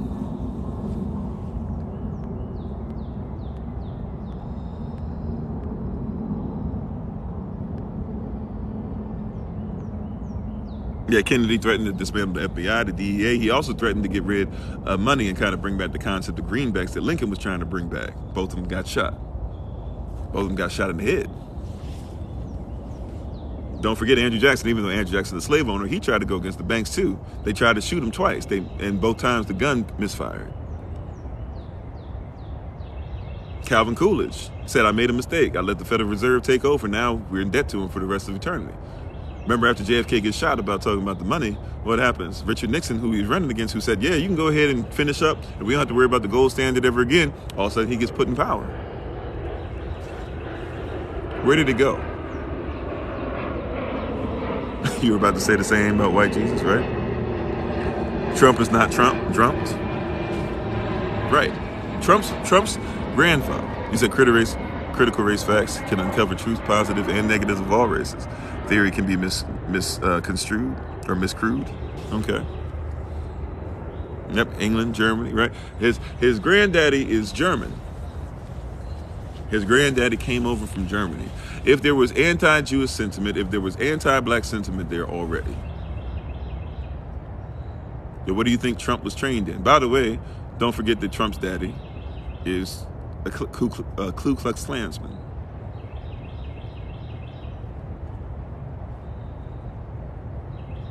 Why would his daddy be a Ku Klux Klansman? Because his granddaddy taught his daddy. Why is Trump a misogynist?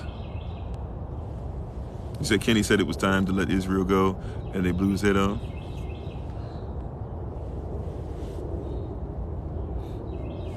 Okay. I'll leave that there. I could go, right? Some people say his father was a grand wizard.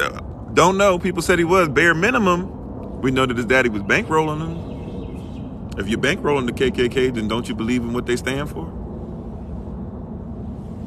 People don't want to have that conversation because we have to be honest in that conversation, and we have to admit that a lot of people who were out here, you know how many black people I heard all over the country. I'm not talking about one, two, whatever. I'm not talking about just my family. I'm talking about all over the country. I heard black people that said, even if Trump is saying racist things, he's at least going to shake things up because, you know, the country, he's an outsider, this, that, or whatever. Man, that's what they said about Reagan. Where did it go? Where did it go? Where did it go? Reagan, literally, like, let me help you with this. Reagan, his campaign slogan, 36 years before Trump's, guess what it was? Can anybody help me out? Some of y'all who've been around with us long enough, y'all know what it was. You said Triple K? Okay. Okay, cool. I got you. Good point.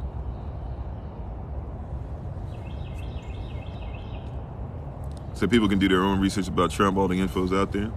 Amen. That was their Trump. That was the, TJ said it, man. MAGA, Make America Great Again. MAGA, Make America Great Again. That was what Reagan ran off of when he was the outsider that was supposed to change everything and did everything for the corporations that he did. And guess what? Trump followed suit. But people, because they wouldn't just simply look at where did it go, right? Trump came from somewhere. The people who put Trump in power came from somewhere. The people who were out here speaking that he was great came from somewhere. The black people who now have money, right? Look at what black people who had money said about Reagan. They weren't anti-Reagan at first. A lot of them want you to believe that. You know, I'm not trying to speak down on this brother, but let's just keep it real. For every time D.L. Hughley talks about that's my president with Obama and stuff, and talks about how, and I'm not a Republican or Democrat, by the way, but every time D.L. Hughley cleared the Democrat and defending all this stuff and talking about Obama and this and that or whatever, and you got to look at how stuff is and black this, black that. Let us not forget that D.L. Hughley and many others like him were saying that there's no way Obama's going to be voted in because they ain't never going to have no black president. He said, but let's be behind Hillary. Now, he talked trash about Hillary. Now, is he informed differently? Sure. That could be it. But let's not forget, this stuff it came from somewhere. Where did it go? Like if Reagan was the president and then literally Trump's whole presidency is born out of that. Not even a generation later. 40 years is a generation, y'all. So within the same generation, they just ran it back.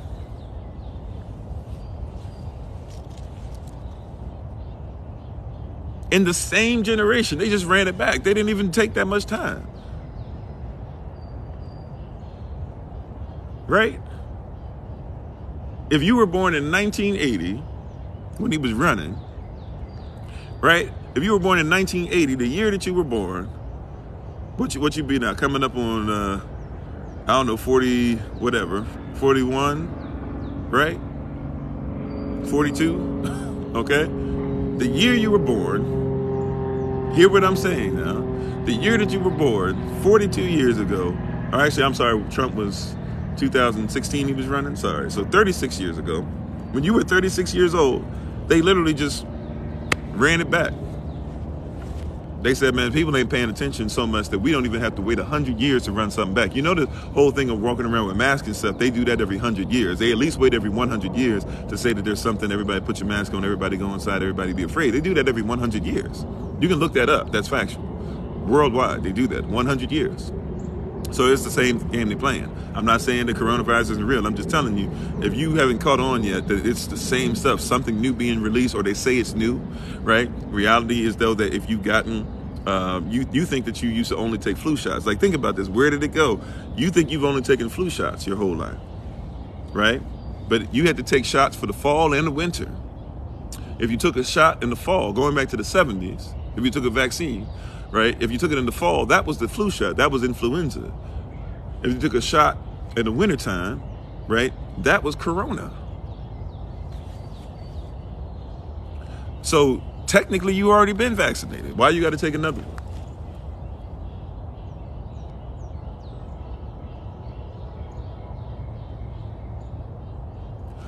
Every 100 years, they play this game on you. right? Every 100 years they play in the same game, and because we won't just say, hey, wait a minute, like, where did it go? They're not even removing it. The same people from generation to generation are teaching the children to do the same thing and teaching your children to be under the same thing. And then we're trying to figure out, why are we still here? You said Trump was a billionaire. Oh, I'm sorry. You said you're Eric Green. Trump was a billionaire. All our presidents are millionaires. Yep. They feel like they're above the law. Matter of fact, the law is written to protect their rights. They live by the law. If we live by the law, we wouldn't deal with a lot of stuff the way that we deal with it. But I get what you're saying, for real. You said Corona's been around since Moses' days. I don't know about that piece. If you want to share it with us, or maybe give me a link to look at it, I promise I'll screenshot it if you want to put some information. I haven't heard that, but it wouldn't surprise me. You know, it's like when people talk about cancers and stuff. You know, like there are mummies that pop up with cancer. You know what I'm saying? Like it's a new thing, right? Remember what we said earlier? A rose by any other name is still a rose. Corona by any other name is still Corona. They called it COVID and people freaked out. They told you it came from a bat and people freaked out. It's the same thing, right? However, once again, going back to Trump, he literally ran on the same thing that Reagan ran on, and nobody thought Reaganomics is a problem. We had a bunch of black people that were out here saying he's gonna shake things up because he's from outside. Reagan was literally an actor. By the way, Trump wasn't an actor, but he had a TV show. They didn't even change. They used the same formula, guys. Elov says some things are designed to get your mind off of the ineptitude of government. Yeah, or to get you to just fall for the ineptitude. Yeah, if you don't know that it's ineptitude, then you'll just keep playing the same game. Said Amen. C versus not new. Been wondering the same thing. Thanks for being part of the community. Was it BSH and user 106? Running the same thing, putting the same players in.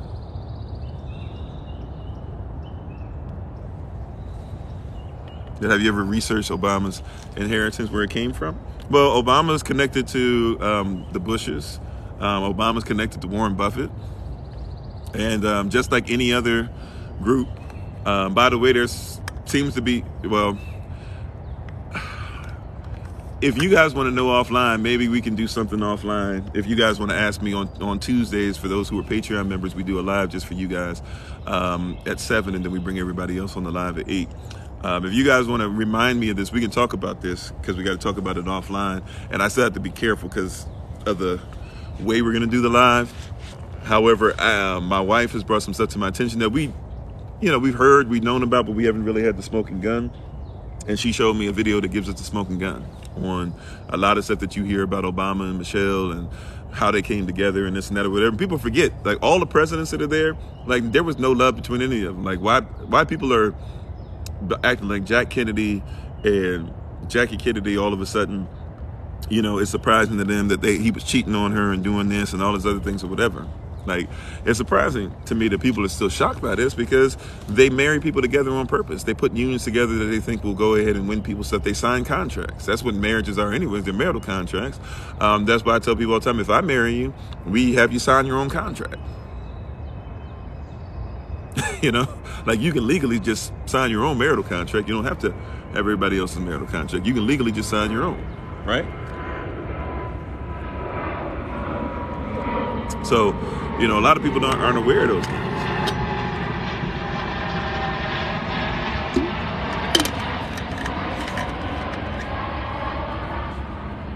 He said he doesn't talk about his parents too much, yeah. And bread and circus.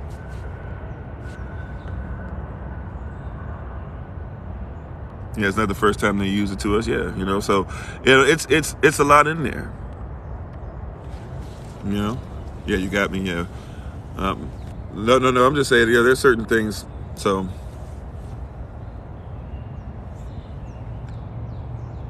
Yeah, black people are known to praise the wrong people. I mean, all people are, really.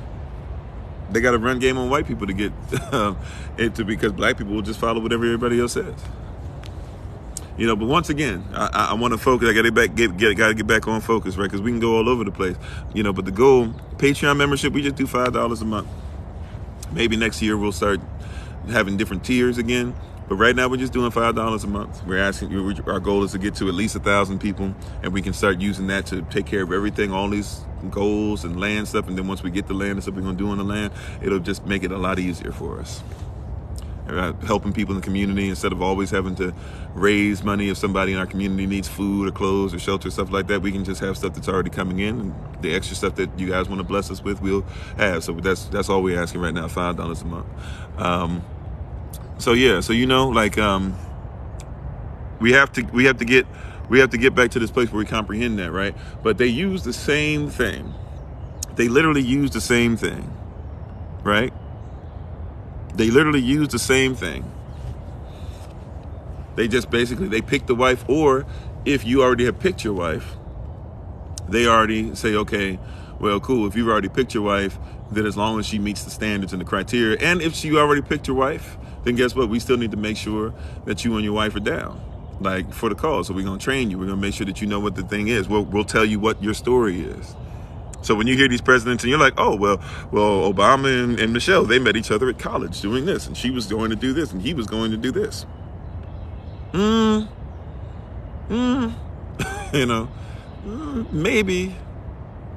Maybe, probably not though. More than likely, they give you a story. Same thing like they gave you the story when it came to Trump. They had you believing that it's time for us to make America great again. They didn't tell you that they were saying make America great again, which meant that they were told you 36 years before you ran that America wasn't great the first time, but all they were talking about all these years is how great America is. And while they were telling you make America great again, they were saying that's what makes America great. Where did it go?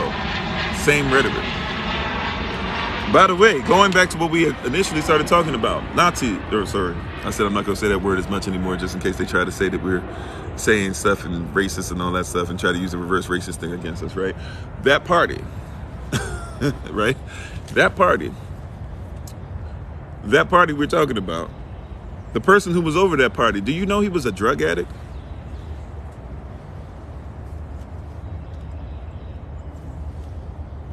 Did you know that? So you got people following around the drug addict. Now, it's interesting. They'll say black people are all these people on drugs, all this wild stuff they say about us, even though there's more white people on drugs than anybody else. White people had the opioid addiction. Matter of fact, do you know that person who was over that party, he was taking the very opioids that caused the opioid epidemic? When they finally started saying, well, white people are dealing with opioids, so hey, black people, they're on weed and stuff. And they're doing crack cocaine and stuff. We'll lock them up, even though white people doing cocaine and white people in trailer parks are doing crack. But we'll lock up the black people. 3 strikes and you're out. Bill Clinton comes and sews that whole deal up, right? Meanwhile, though, white people all of a sudden, then they are having an opioid addiction. Let's be empathetic. Let's hear what they're going through. Let's see what they're saying. Let's try and figure out why they would want to be on opioid addiction. Let's see if the hospital's not giving them. Now, meanwhile, you got black people who are taking weed and stuff and taking cannabis oil because, hey, man, shoot, we can't even pay to be able to get stuff done. I ain't trying to have radiation done. I can't afford all this medication. Why not smoke some weed? I got glaucoma. Why not smoke some weed? I got the shakes and stuff. I got, I get Parkinson's syndrome or Parkinson's disease. Why not put some cannabis oil on the bottom of my feet? It stops me from shaking.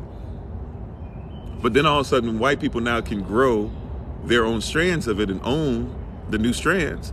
And so now it becomes legal.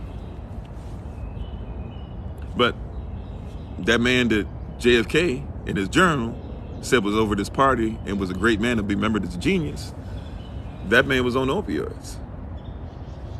Where did that come from? Ruling elites that were already on opioids.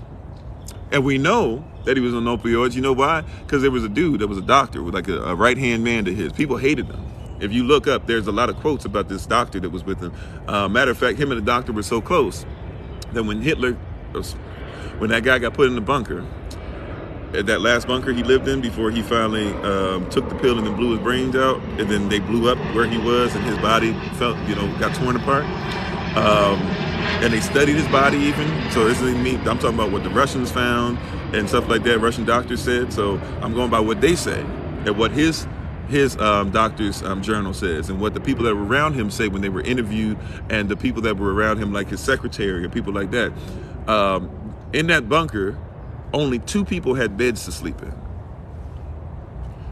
Hitler and the doctor. Those were the only 2 beds that existed in that bunker, period. That's how close he was. So people hated him, but a lot of people would talk about how he drugged him, how the doctor drugged that leader of those people. And they talk about how he took cocaine.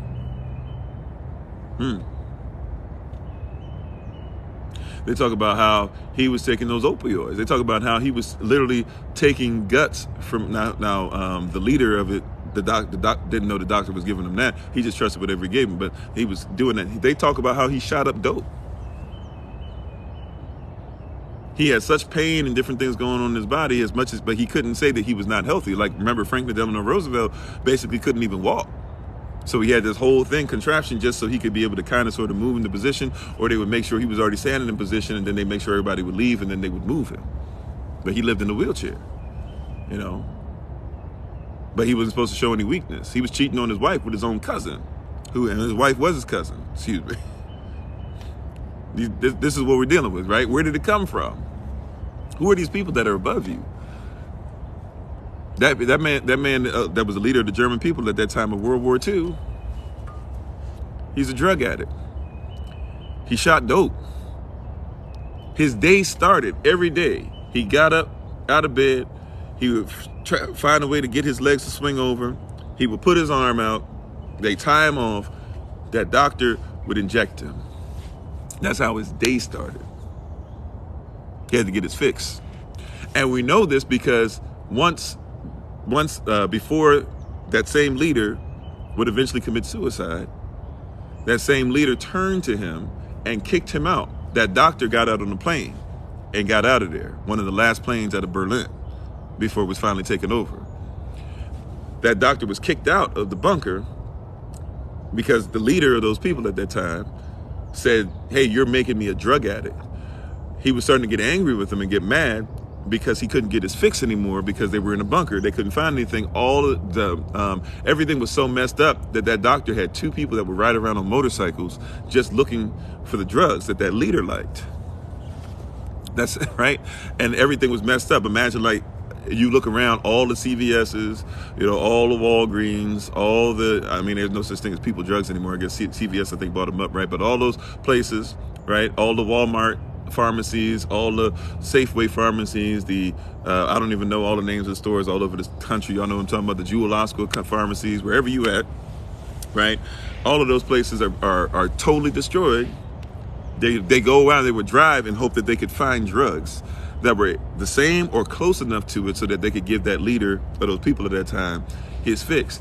And he started getting mad and angry with the doctor when they couldn't find it anymore. And then finally, he realized that the doctor had made him an addict, which he was pretty much okay with. I mean, the doctor didn't keep everything away from him, but he finally realized at the end that he was an addict. He said, once you're a billionaire, you have an army for protection. Yeah, I get that.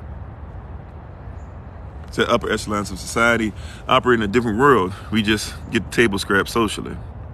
Right, unless we come together on the same land. They can knock on somebody else's door right next to you and say, "Hey, this is what we have for you. You want to be blessed by this or not?"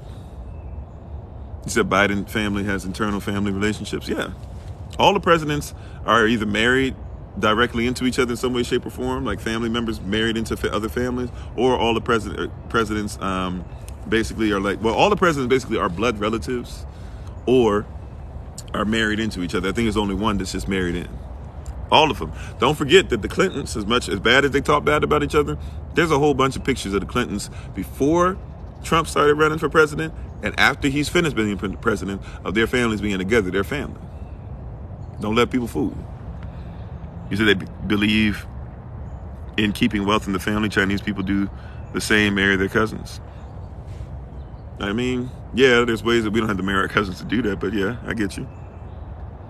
However, did he did know who black people were? Makes me think of the Boys episode with JFK. I don't know about that. They have no morals. A lot of people out here without morality, talking about ethics, and they don't even know ethics and morality by definition supposed to go together. Let's see. Hila said, whites choose our leaders for us to be obedient to them and oftentimes fail us drastically. Puppets. Yeah.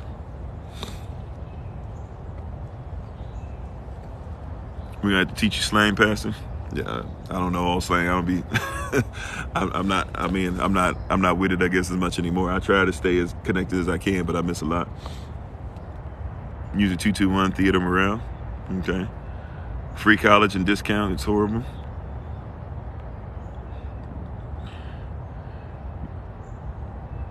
Oh yeah, they steal herbs, yeah, and make patents out of it, GMOs. That's why we talk about natural healing. That's why my wife, she started her company, Bloom and Flourish, because we needed somebody to be able to be a blessing to the community and heal people naturally. Have clinics to keep them at bay. So they get millions of dollars and we got millions in years of incarceration. And by the way, they stole your time. When they stole your time, they stole a resource. Time is a currency. It's one of the greatest currencies to ever exist. And also, when you go to jail, you get to be a chattel slave. Chattel slavery is allowed by the 13th Amendment as long as you're arrested, right? Oh, for weed. I'm sorry. You said they took weed and patented it, right? Sorry.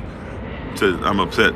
Folks still in jail for weed or for that herb, yeah. In Washington, they give needles to the homeless. That I'd rather do that than take medicine that has 10,000 side effects, most definitely. Heard a lot of stuff about Mr. H. Oh yeah, maybe I can call him Mr. H. Thank you. Mr. H, I don't know if it's true, but I heard lots of questionable things. I mean, there's a lot of stuff that's just written down at this point, and we know that people said about him. You know, even if it's not like, you know, where there's smoke, there's fire. At some point, you know, when you read about something, whether you agree with it or not, at some point you got to start saying, oh, this makes a little too much sense. Said you can't get medicine after surgery, or you can't get the pain medicine after the surgery. Yeah, and by the way, you can get stuff like HTP. Or is it HTTP or HTTP or something like that? You know, that's natural. People don't even get told about that. But you can go into a lot of these mom and pop stores, etc., and be able to get those things. You know, these are things that are there at our fingertips. You know, you can type these things up and look it up for yourself. I'm sorry, what's going on now? You said you're a Chinese black man? There were black people in China first, second, because they were black, no less in every continent, or nobles. Okay, yeah. Well, everybody comes from the same womb, right? So if we agree that the first womb is black, you know, if we look at Bantu language and Bantu people in China, people in Japan, look at the words that are used, look at the color of a lot of them, by the way. You know, these are things that are just there for us to be able to see. Said they really wanted to say make America white again. Yeah, most definitely. And that's really what that was. All lives matter, black lives matter, all this stuff. It's really just the same conversation. The rich folks are in the same circle. They just fool us, common people, that they are against one another. Yeah, I talked about that the other day. You know, somebody will, I think I was talking about on the podcast we were invited to with brother Oakley, you know, and went on there. And we were speaking about some stuff, and I was telling him, like, you know, I've been, and my wife has been to stuff. My father has worked, you know, in these places and still does. He's had a couple different jobs on the state level. He was actually working simultaneously at one point for a state and for the federal government, you know, but he's, you know, I've seen it where you got people who are, you know, at the time I was a little child, so I didn't even know who they were. But, you know, I've seen people underneath the Congress building who just finished cussing each other out, or basically might as well have been cussing each other out. And then while you cussing each other out now left over, they underneath eating together. Talking about, I'll see you tomorrow. You know, great job. That was a great point you brought up. You know, and they got everybody else arguing out here. To those people have ran this road into the ground, and we still don't stand up. The question is, what now? So that's why I say, once again, my goal is not to try and change the system. Even the Bible says, be in the world, but not of it. What does that mean? The word world there is cosmos with a K, K-O-S-M-O-S. That means system. Be in the system. Don't be of the system. So my job is not to be of the system. I know as soon as I go out to a lot of these places, I'm in their system. I need to know how to operate in it. I need to know my rights. I need to know the laws to protect my rights. I need to make sure that I do a lot of things. My children are going to be homeschooled, all that stuff. That's great, right? So they deal with the stuff. They're gonna learn about it. You know, my sons like we went to something the other day where we were looking at the actual Mississippian people and looking at the great mounds that they put up. And a lot of people don't even know in Mississippi. Now we weren't in Mississippi. People think that Mississippi is where all Mississippians come from. If you even know about the native terms I'm using, right, or the things that we now call some of those native people, you know. But we had a place. We were able to look and stand on great mounds where they had these huge cities. And if you look at it, they actually look like the Olmec she cities, you know, which become like the same things used in the Aztecs and different people like that. And guess what? The most pyramids that exist on the planet in the same place. You would think they'd be in Kemet. You might think they'd be in South America. You might think they'd be in Central America. The place where there are most pyramids. Heck, if you know there's some pyramids up in Indiana, Illinois too, right? If you know where to look for them, if you know where these mounds are, if you know where these burial grounds are, if you know that these cities used to look the same, it's the same people, we're the same people. The most pyramids anywhere, guess where they are? Mississippi.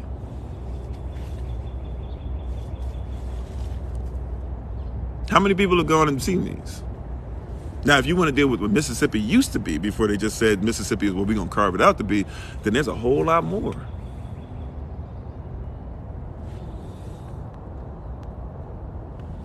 You know, Nia says, no matter what we know, it means nothing until we start standing together. Very much so. That's why I'm not of their system. I'm not trying to change their system. Their system is what it is. Where did it go? It's the same system. People keep acting like, oh, well, you know, slave. Like people don't want to have the conversation as far as like, let's step out a little bit. Let's expand this. And I know time wise, you know, we have a little bit more time before we get ready to take their leave, right? But let's keep this. Let's keep this thing 100, right? Why did the Revolutionary War of 1776, was that even a revolutionary war? Or was that a civil war? What you now call the United States of America, really a lot of you are in the United States, right? But what you now call the United States of America, what happened? Was that a revolutionary war? Or was that a civil war? All says, why are white people defined individually, but we're judged as a whole? Stereotypes for us all. I mean, if we're going there or whatever, yeah. So why are black people, defined individually, but we're judged as a whole? Okay, but also too, what does that have to do with the price? I mean, I'm not trying to come against you, but I want you to see like that mindset, right? Like, I literally have said on here that white people have had to be trained wrong today.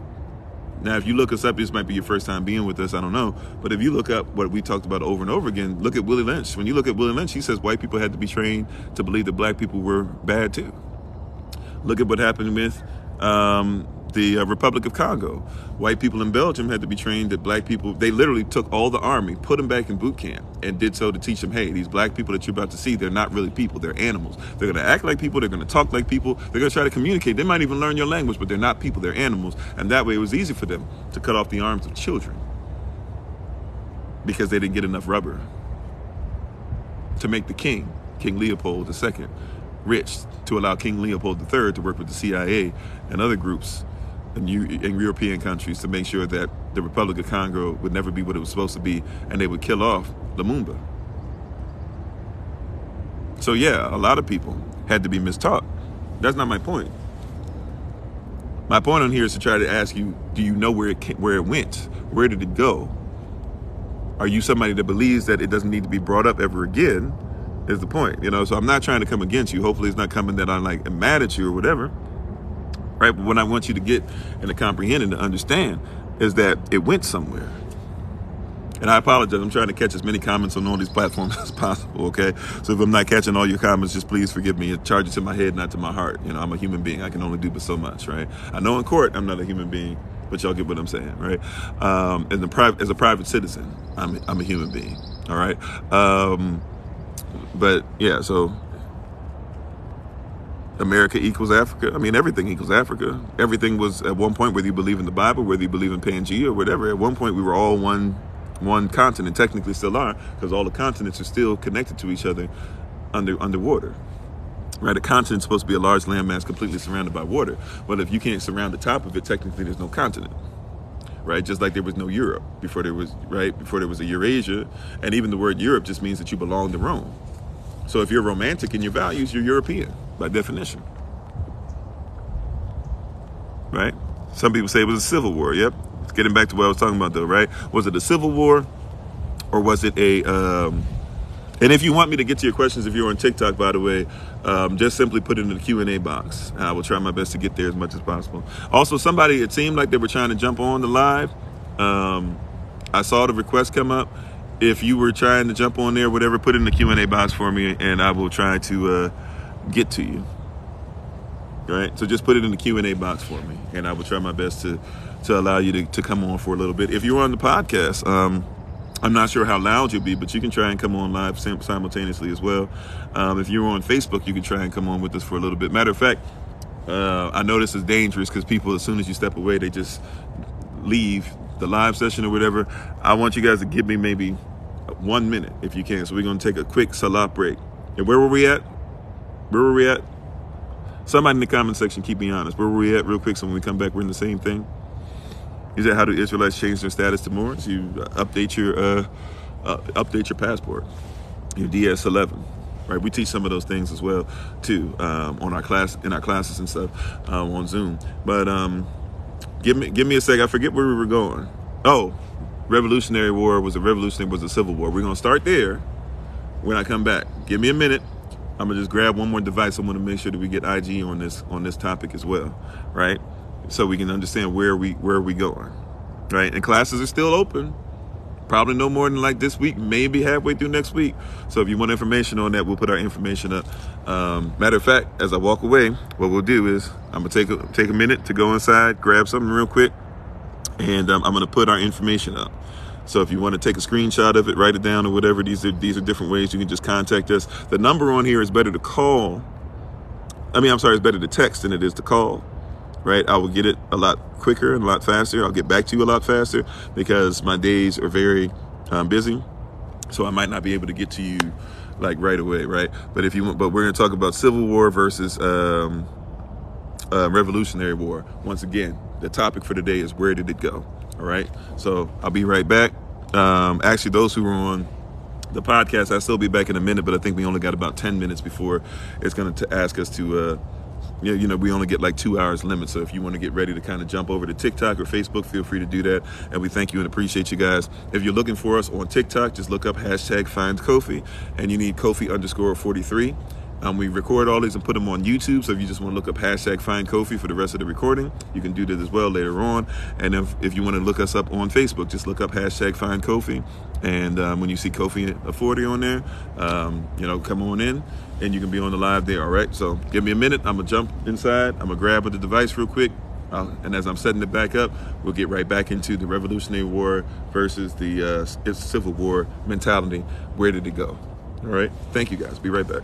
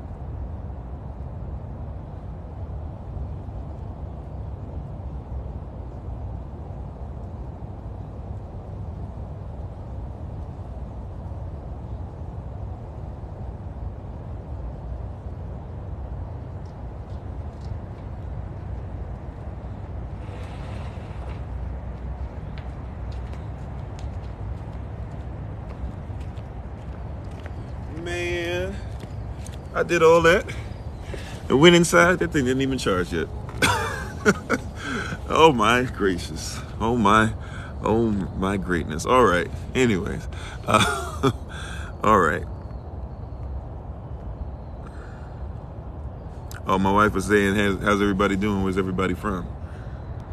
Glad to have you guys on with us. Once again, support my wife, Bloom and Flourish. Not A and D, but the letter N, Bloom and Flourish. You said on West Coast, you miss often. How can you access Zoom? So once again, just get in contact with us. If we can set you up, whether it's for classes, early rise of Bible study session. We have stuff on Patreon too. So some of the stuff that we're going to be doing, that's just going to be for Patreon members only, as far as some of the lives as well. Let us know. You can join us. Somebody said okay, Rhonda said Texas. I don't know how to, I just see CUNKRXMU, so I don't know exactly what the name or how you pronounce it is, but you said you're from Tijuana or from Taiwan? Either way, thanks for being on. Oh yeah, Iron, Trinidad in the house, North Carolina in the house, Cali in the house.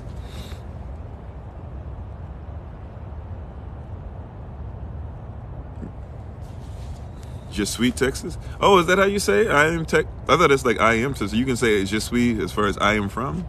I didn't know that. Probably should have known that. I was tired during French class. I was trying to hang in there. I'm gonna listen to the recording.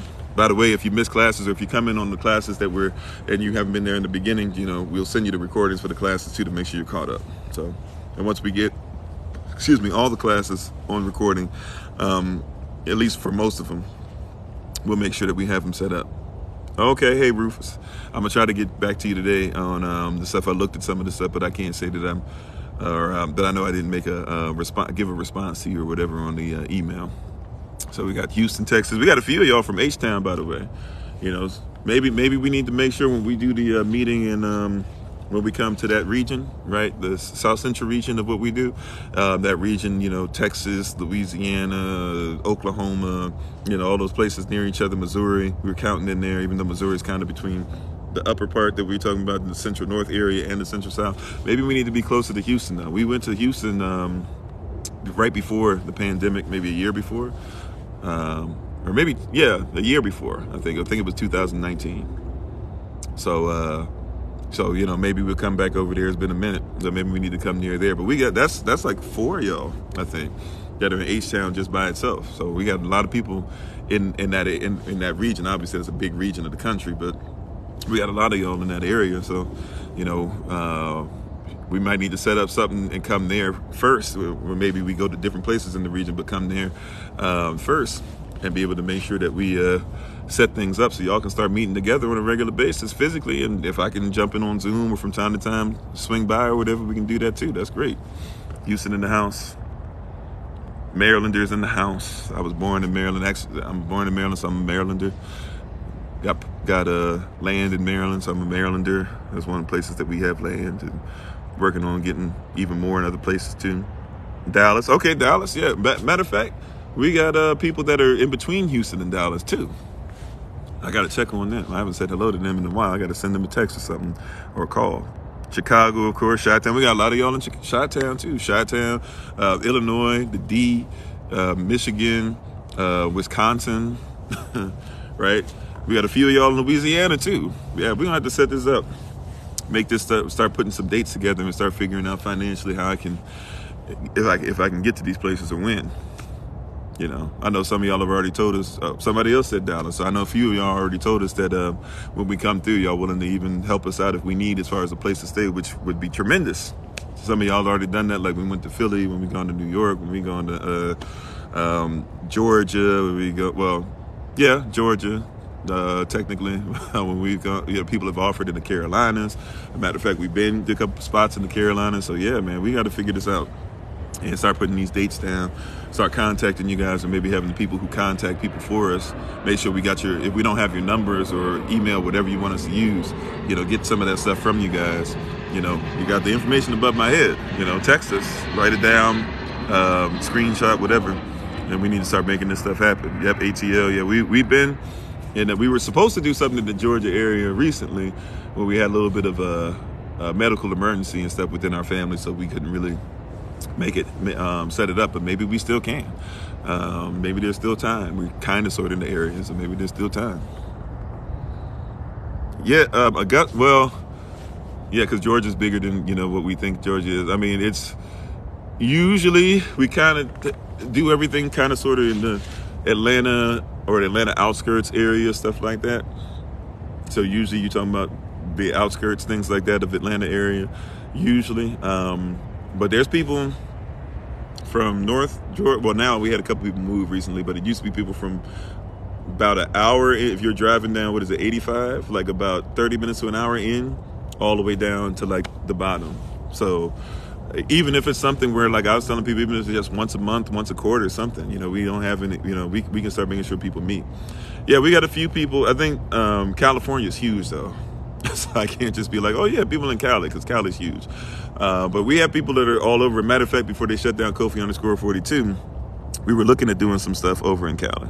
And both those who are on the podcast, by the way, we're thankful and grateful and appreciate you for you all once again. The podcast only allows us to be online for 2 hours, so it's going to end. If you want to join us on TikTok or YouTube or Facebook, or watch the rest on YouTube later on, you can feel free to do so, right?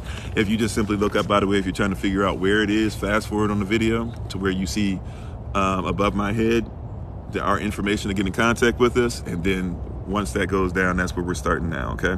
But let's go ahead and jump into this and do that. You said come to McDonough, Georgia, 20 minutes south of Atlanta. Hey, I mean, we're in the area a lot of times. Like, you know, we have land in that area, so we're in the area quite a bit.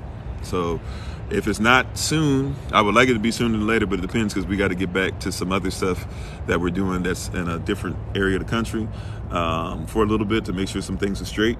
However, if it's not soon, it'll definitely be this year. And don't forget, we're all trying to come together. Right, don't forget, we're all trying to come together anyways for Hebrew Holy Days, for the convocation.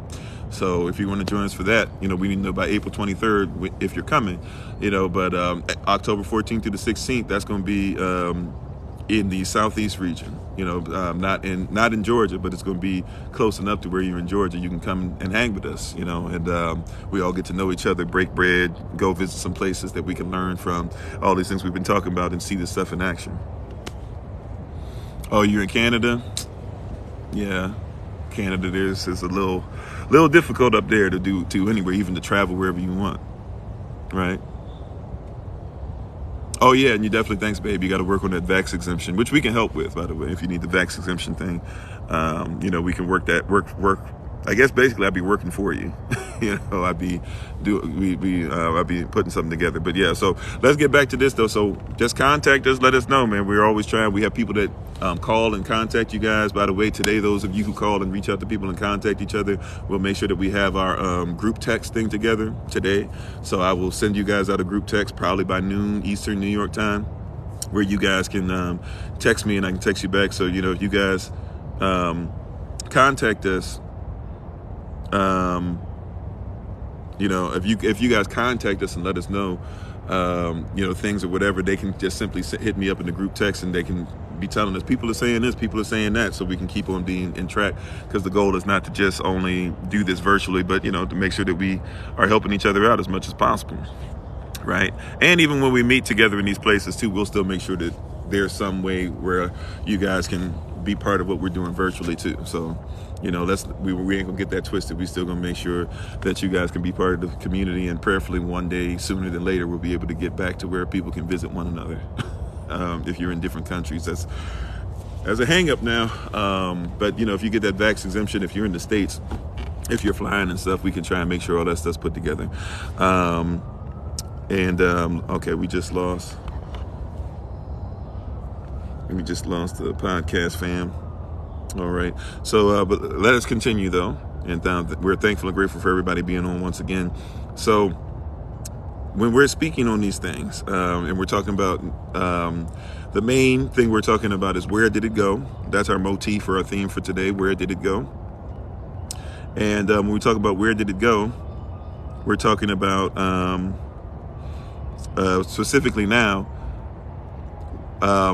Was the Revolutionary War, was it a Revolutionary War, or was it a Civil War? Right? A Revolutionary War, or was it a Civil War? Once again, was it a Revolutionary War, or was it a Civil War? So a Revolutionary War, if we're talking about revolution, right? If we're talking about revolution, what we're speaking on is revolt, right? Matter of fact, let us just look up revolution. Don't have to work that hard, right? We don't have to reinvent the wheel. There's already information we can look at.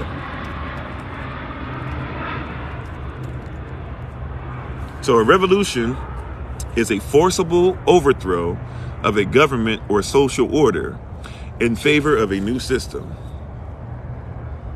All right? It is what? It is a forcible overthrow of a government or social order in favor of a new system. All right? But here's the second part that I want you to get. Here's the second part of the definition. Y'all ready? It also is an instance of revolving. Now we think that a revolt, we because they make up words, they change what words mean, right? So you got to be careful with what these words mean, right?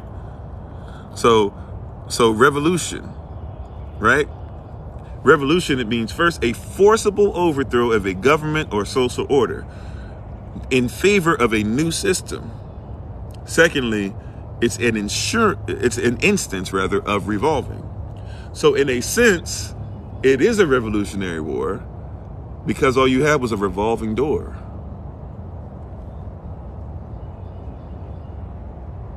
Did you catch that? It's a sense of revolving. Somebody says, I got a revolver. What does that mean? Something revolves. It volves and then it revolves. It goes over and over and over again, right? So T-I-O-N on a word. This is why you say revolt, right? T-I-O-N on any word. It simply means that it is a noun. It is a person, it is a place, or it is a thing. T-I-O-N on any word makes it a person, a place, or a thing. T-I-O-N on any word makes it what? A person, a place, or it is a what? Or it is a thing. All right, cool. If you get that, then what you're saying is there was a revolve. There was something that happened that just revolved. Something else came into place and something else going to come into place. There's a systemic thing that happened. And this thing was set up. But we think of only the first part of the definition. It was a forcible overthrow of a government or social order in favor of a new system. So we got a weird thing going on here because you could say it is a revolution, but it's not a revolution. In order for it to be a revolution, it either is an instance of revolving, which means that the same thing's happening, which, by the way, did English people leave when the revolution ended, or did English people stay when the revolution ended? Right? Questions. We're gonna deal with these words. We're gonna be honest. Hey, Chef, thanks for coming on over, right? Thanks, Stepper, for coming on over, right? Did people leave, or did people stay? I mean, let's be honest. Think about the question again. When the Revolutionary War ended, did the English leave or did they stay?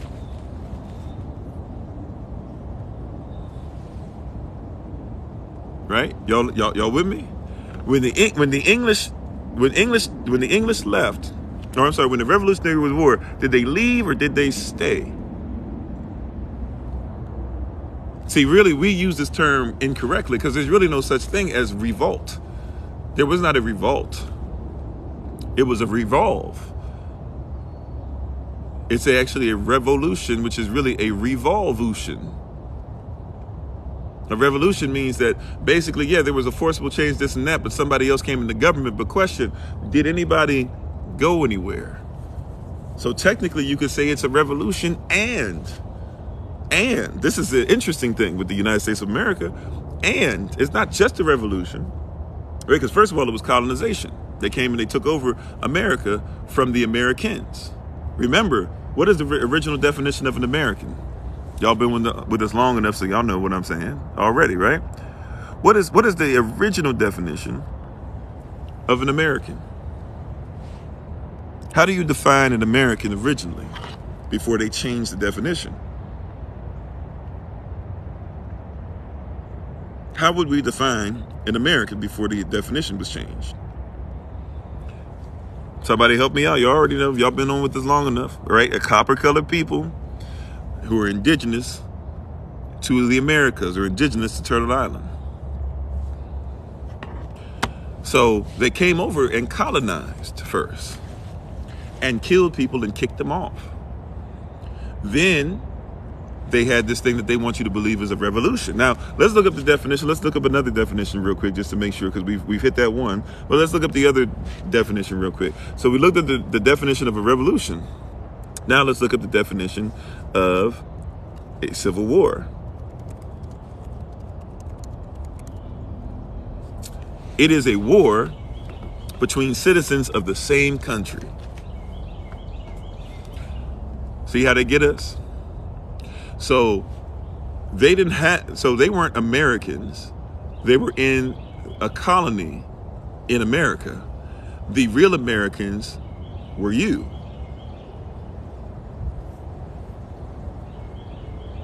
Right? Who are the real Americans? By definition, they are you. Then what happened during this Civil War or during this Revolutionary War? They had the Boston Tea Party. Some of y'all who've been around us with us long enough, you know where I'm going with this. And what did they do in the Boston Tea Party?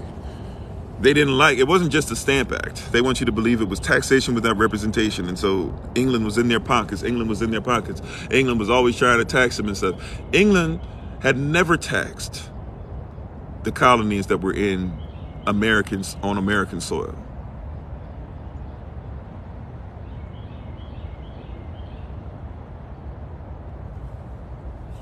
Civil war is civil setting, a dispute between parties. Okay.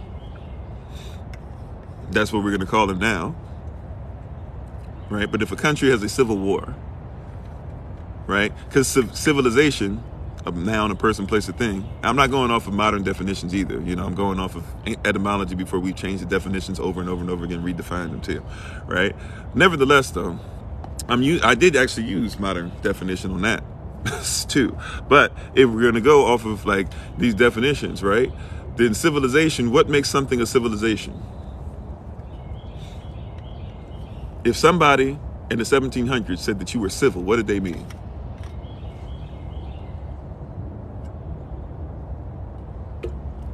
When they said you as a black person had no civilization, what were they trying to say?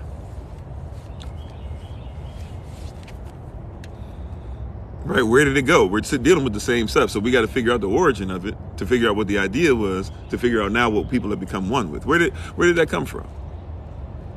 Why did they call you a savage? Sauvage en français. Why did they call you a savage? What did that mean? What does that mean in French?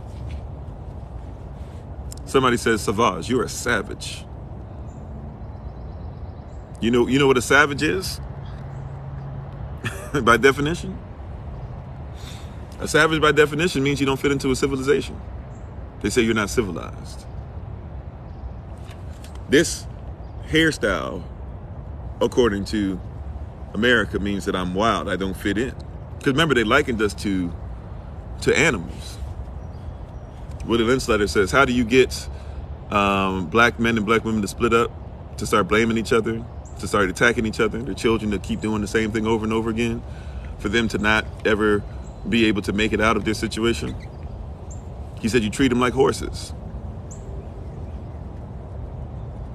You find the biggest, baddest stud, you beat him up and kill him and tar and feather him and show his genitals to everybody as you split his body apart when you light him on fire and the horses run away and his legs are attached to a horse going in either direction. He says you do that in front of everybody, you beat the men who could become the next stud, the next leader, the next chieftain, right? You beat them in front of the women and the children, not to death, but to the point of death. Right, not to death, but up until death, because you don't want to kill them because they represent valuable economics. And then you have the women and the children watch so that they realize that they're not under protection anymore. And he said, the same way when we do that to the stud horse, and the mare will come and eat it out of our hand. Now the black woman, who is now frozen in a state of fear, feeling that she's got to be independent. See, we think that the independent black woman, the strong black woman, is something that we came up with in our own society. The strong black woman is a trope that comes from hey, I got to figure out how to make this underneath this good white man. I got to call him a good white man, because if not, he going to kill me and my children. I got to make sure my boys fall in line and they end up being fearful of anything. So all they'll be good for is having sex, and then they'll go back to what they're supposed to do. Where did it come from? Where did it go? Are we still not dealing with those same issues today? Are we still not dealing with black women? Well, I don't need a man for anything. Well, there's a reason why, because you've been taught for generations that if you had a man, he could be killed or sold. You had to jump the broom instead of get married. All these people, I don't think about marriage. We shouldn't be married, blah, blah. Yeah, because, you know, if you jump the broom and you got caught, somebody could be sold or killed. Why is it that somebody can give your son a compliment and a black mother might be like, you know, well, instead of just saying thank you like other women do, she'll go, if you only knew all the stuff I had to go through with this boy, he don't be listening. I mean, he doing good now, but you won't just say thank you. Why? Because back then, if you sold your son into slavery, I'm sorry, if your son, if it was known that he was smart, they might kill him, because they'd be like, well, who told him he could read? Right? Or they might just sell him, be like, you know, the master come by and be like, you know, man, that boy pretty smart. Black mama knew he might get sold. What she say? Oh no, sir, he dumb. He's stupid.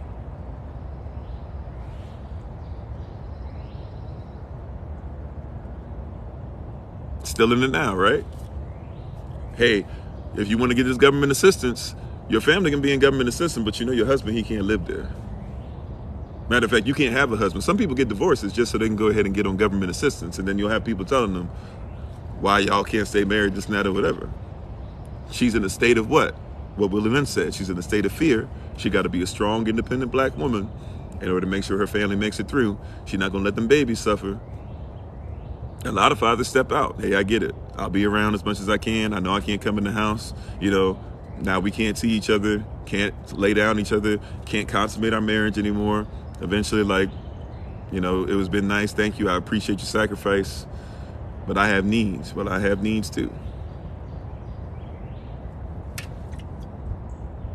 Where did it go?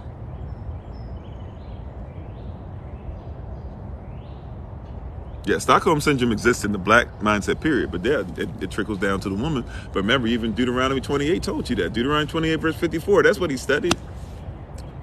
We're so busy getting rid of this stuff, we won't study what they study. Even if you believe it to be, even if you don't believe in the Bible like I do, and you believe it to be a book full of fallacies and whatever. I don't believe that, because I believe people don't even know the African context of the Bible, right? Nevertheless, if you don't, you know, believe it to be something that's false, fine. You need to realize, though, they're making their laws and rules and regulations and how they're treating you based off of it anyways. You better learn it. You better learn what it actually meant originally before the kingdom of heaven keeps suffering violence, and violence taken by force. How is the kingdom of heaven suffering violence, even if you don't believe in it? Well, if you're trying to attach yourself at all to the Most High, guess where the kingdom of heaven is supposed to eventually end up? In here. So they got to attack what's in here first, in order to make sure that you suffer violence. They've been violent against your spirit, and you don't even want to admit that there's a spirit. Salah. Right? Generational curses. Where did it come from? Revolutionary War. You had people that were here. We were the original Americans. Right? Civil War. It was rich white folk against rich white folk. English people were getting out of chattel slavery. They were getting out of the business of chattel slavery slowly but surely, because capitalism, which still allows for chattel slavery, but the system of capitalism was better for them, because they could create a false sense of competition, and they could have classism to where everybody had to be under them, and that white people who were poor would keep working hard for white people who were rich, while at the same time keeping down black people who were trying to make it out, therefore allowing for the white people that were on top, and technically not white people, but white men that were on top, to keep ruling the world without anything to stop it.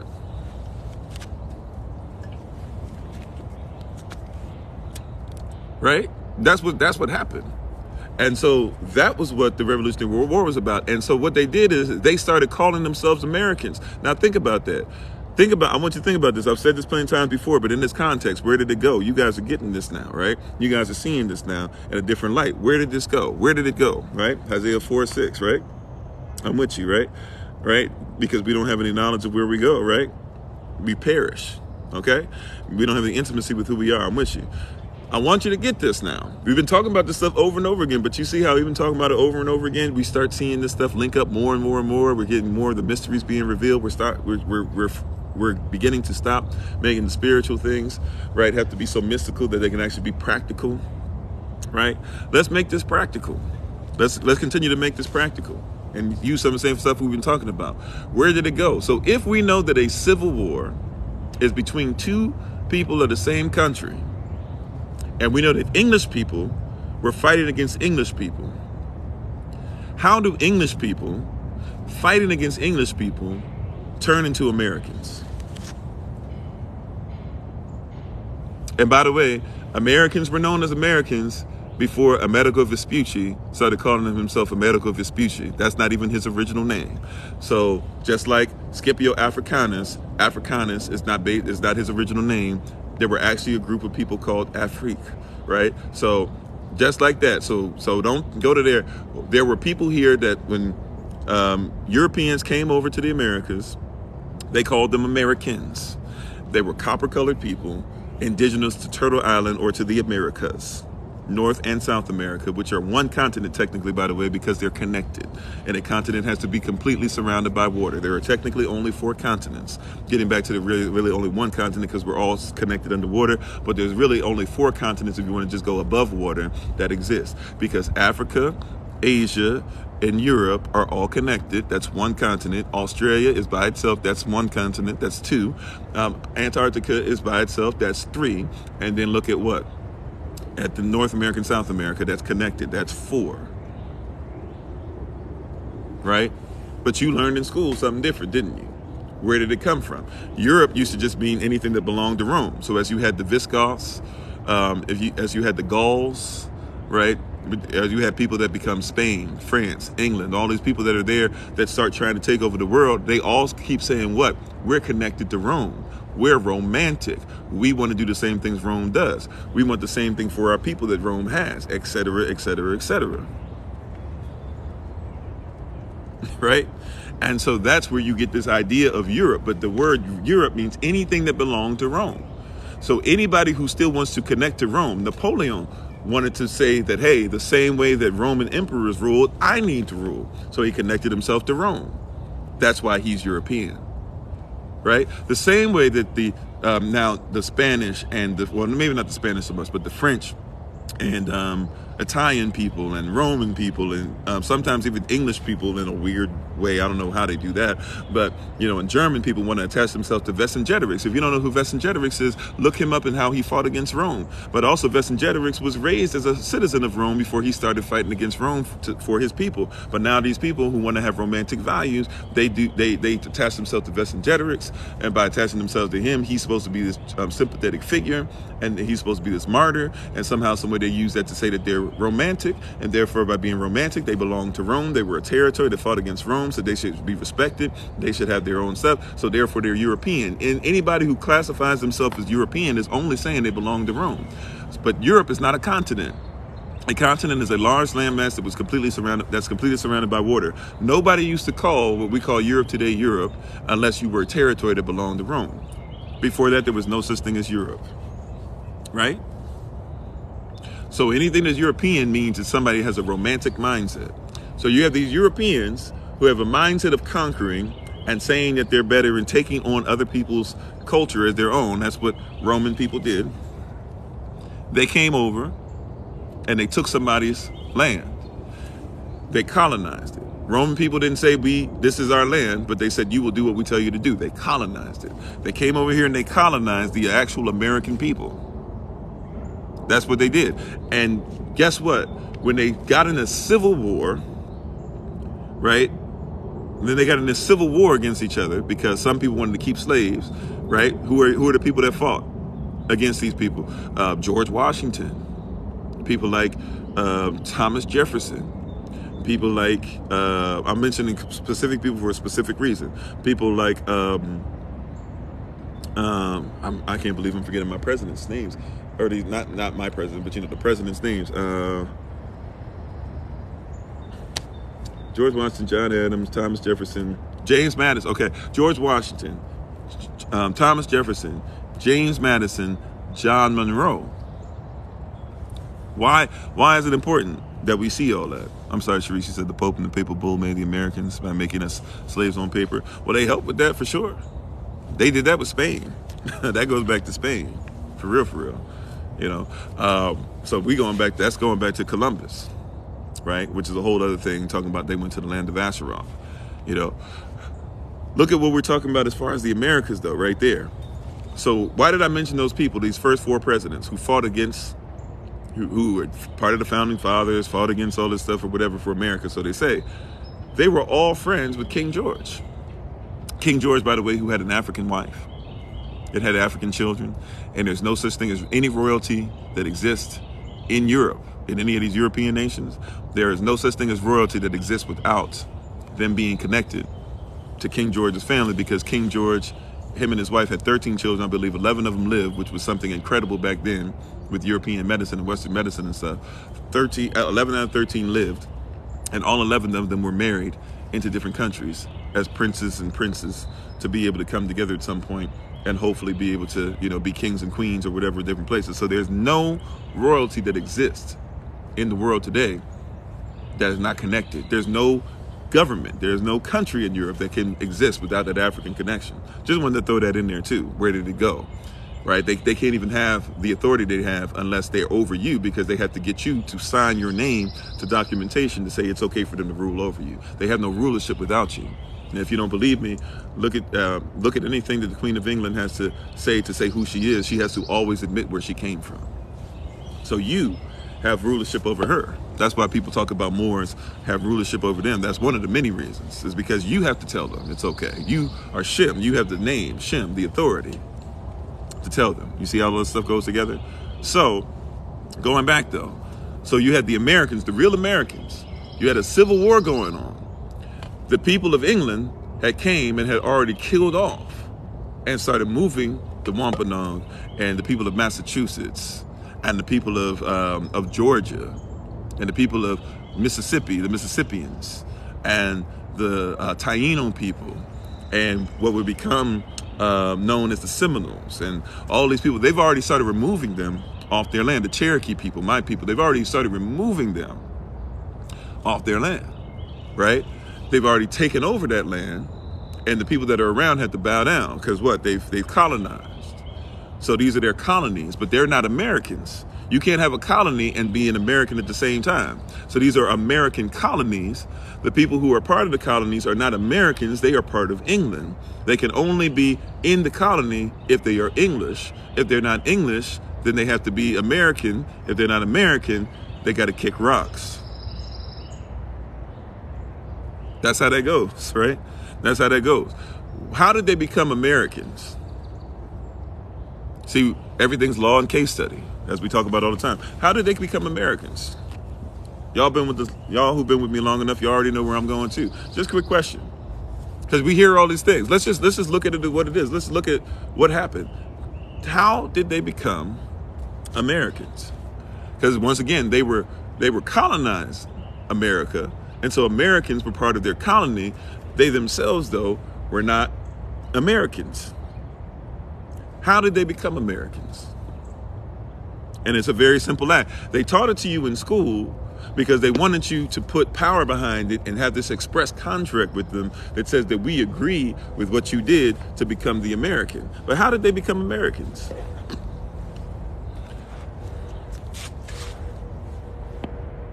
They taught you this in school. I want you to think about it. Before I give it to you, I just want you to think. Let it go through your head. They taught you something in school. You guys have heard me mention it over and over again, right? They taught you something in school. How did they become Americans? If they, by the way, even if they were born here, they were still considered to be English. Because remember, it wasn't until they started that 14th Amendment nonsense, right? It wasn't until then that if you were born somewhere, you actually were from wherever you were born in. Right, but wherever it used to be, whoever you were born from, is whose group of people you're in. There we go. Right there, you go, Desire. It was the Boston Tea Party. At the Boston Tea Party, this is what they did. They literally, and this is illegal, by the way. right? Illegal. But people signed up for the contract. We just keep signing up and acting like that's just, hey, because you said it, it must be so. But this is what they did. They literally said that they went to a Boston. This is what they literally said. They said, okay, we're going to throw a bunch of tea over the boat, saying that we don't want to be taxed by them anymore, which means that we're not being taxed by them. Remember, because they understood this much. This is what really is going on. We're about to fight this war about slavery. If I pay taxes to something, it means I'm in debt. If I'm in debt, I'm a slave. You have a bunch of chattel slave owners. Why did I mention George Washington, Thomas Jefferson, James Madison, John Monroe? Because they weren't really the first presidents, but they're the first presidents that a lot of us are taught about. Because we consider George Washington to be the first president, even though he talks about two presidents before him that he thought were the best presidents America had. So a lot of people don't know about that part, right? But we oftentimes just think about George Washington and how it started with him. At least so we think, right? But George Washington, when he's the first president, Thomas Jefferson, the third president,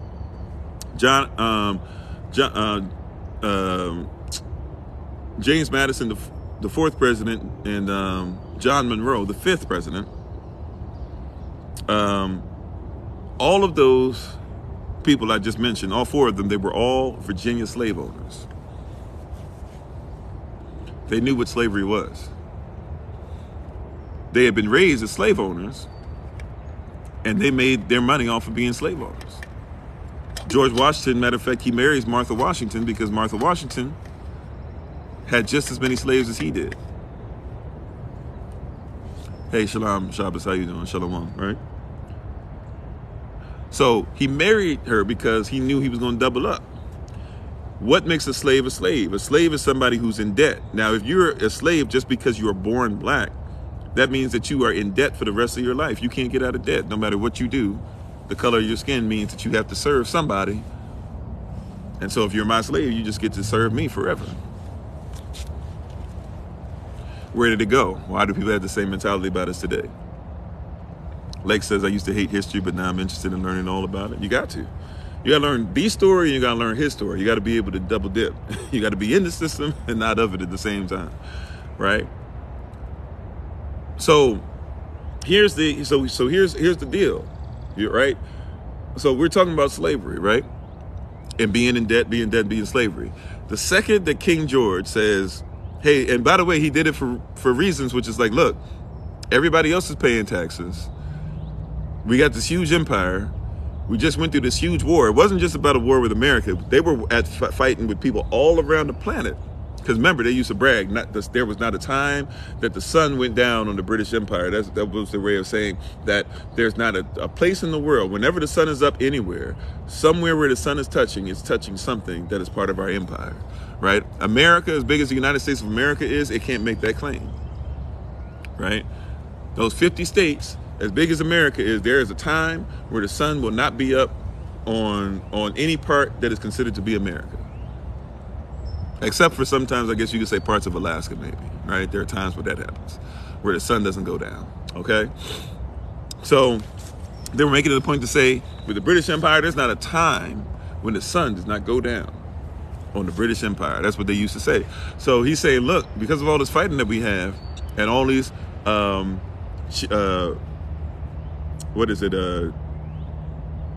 can't remember the term I'm looking for, but all these different people we have in positions, these generals and all these different things like that are going around, all these groups of people that are fighting, all these colonies that are there, we need people to pay taxes. You said I've heard and listened to more here than I can recall in my 55 years. Amen. Amen. That's great. Praise Yah. And thank you. So he says, you know what we got to do? He said, you know what we're going to do? We got all this stuff going on. This is what we're going to do. He says, we're going to, what was I going to say? Oh, yeah. So he says, the sun doesn't go down or whatever. So we got to get taxes. We got to charge you guys. I'm sorry, it's the first time ever, but we got to charge taxes. But these are Virginia slave owners. These are Virginia slave owners. They know better. They know that the second we start paying taxes is the second that we become slaves. And we're okay with being part of the English stuff. We're okay with being English. But when you start to try and put us in a position of being slaves ourselves, we're not cool with that. We have slaves. We're okay with having slaves, but we will not become slaves. That's basically what happened. Like, you gonna tax me? You want me to become a slave? Well, if I become right, you want me to be in debt to you. You want me to pay taxes. But the second I have to pay taxes to you, I'm a slave. They said, look, and by the way, people don't know this. Those four I mentioned. Now, there's others too, John Adams and all these people that become presidents. They all were around at the same time, right? But what I want you to comprehend is that these four Virginia slave owners I mentioned that become your first 4 out of 5 presidents, and the second and sixth president had to work for those Virginia slave owners anyway. So technically, you say all of them, but those 4 presidents: George Washington, Thomas Jefferson, James Madison, John Monroe, right? Or I don't know if it's John Madison, James Monroe. I'll be switching those back in my head back and forth so many times. Nevertheless, they understood as Virginia slave owners, you're going to try to tax us. That means you're going to try to enslave us. If you try to enslave us, then I'll still be English, but I'm going to be a slave as an Englishman. I ain't really feeling that. So they fought a civil war. That was when the Civil War began. It's always been a civil war. You're still fighting the Civil War. People now are starting to say capitalism is a bad thing. Guess what you fight? Capitalism versus chattel slavery. Even though chattel slavery is still housed under capitalism. That's what the English government was trying to tell them. Like, look, just because you're going to pay taxes to us or whatever, look, you can just tax the people that are underneath you. You right? And so you're still not a slave. But they were like, we ain't hearing that. We ain't feeling that.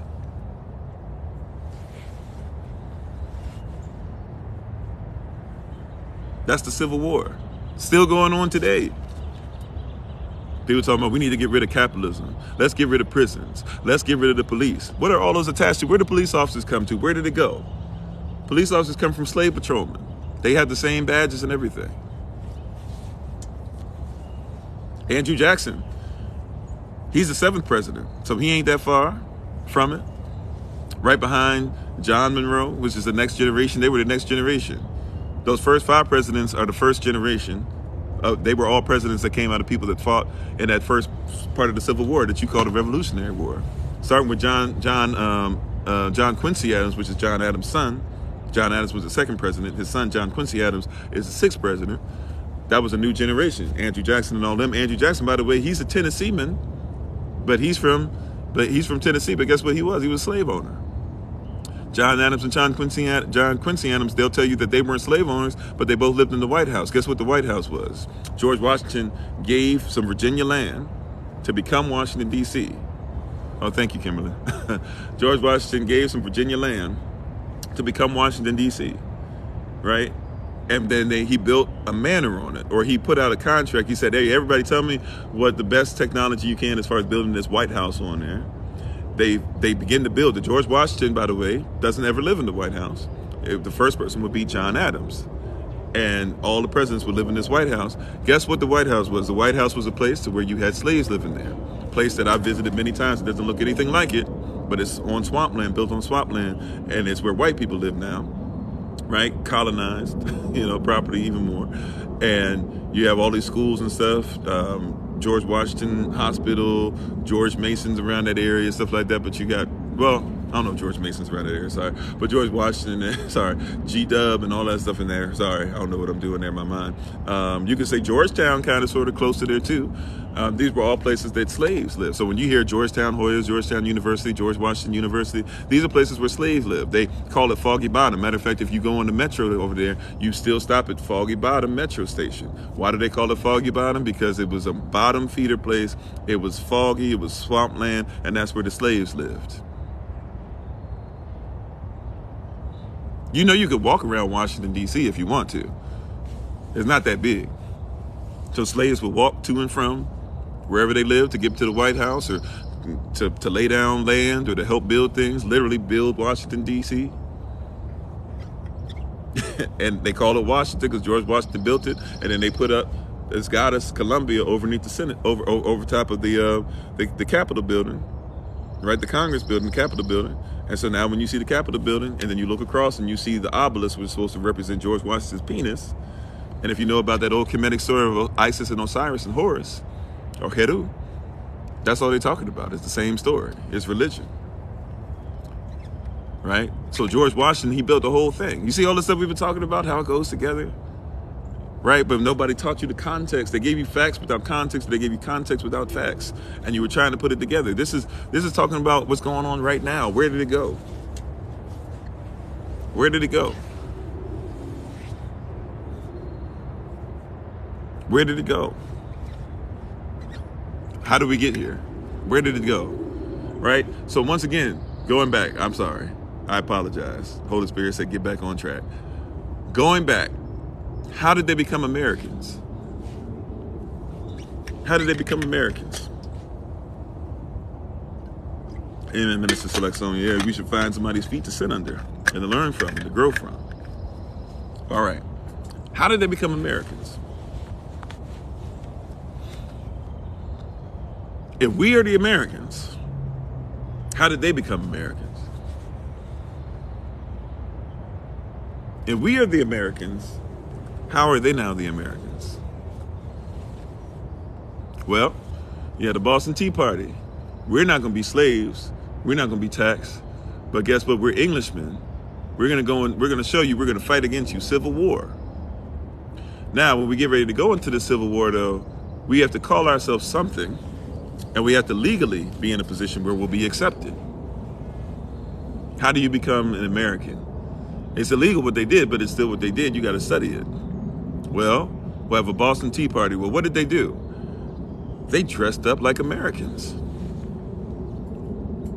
They'll tell you, when you were in school, they said, Boston Tea Party. Well, what did they do?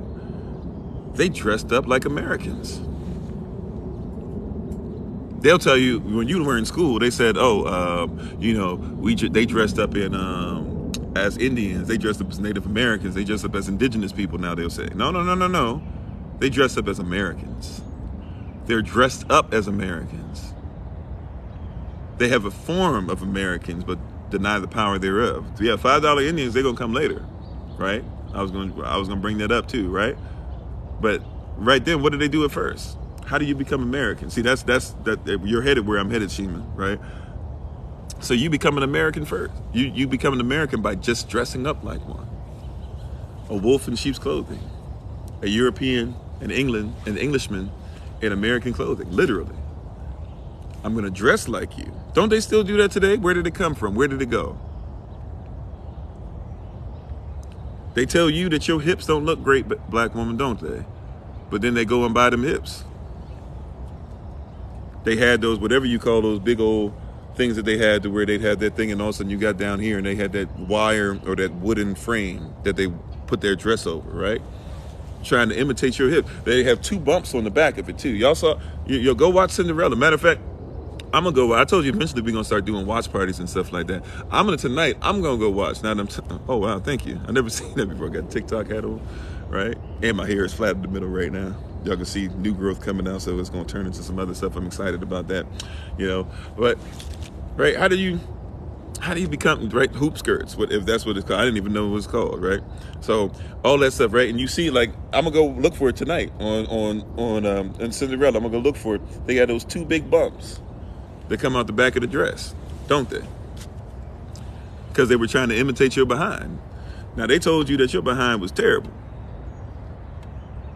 But what are they trying to do? Imitate yours? Now they don't have to put on the hoop skirt. Now they just go by and have somebody inject some stuff straight into their behind. Right? I was about to say the A word. Forgive me for even thinking like that. Forgive me. Yeah, right? But that's, you get frustrated when you deal with this stuff. Sometimes I go back into my old mindset. Y'all pray for me, right? But it's real. Like, they're just injected straight into the behind.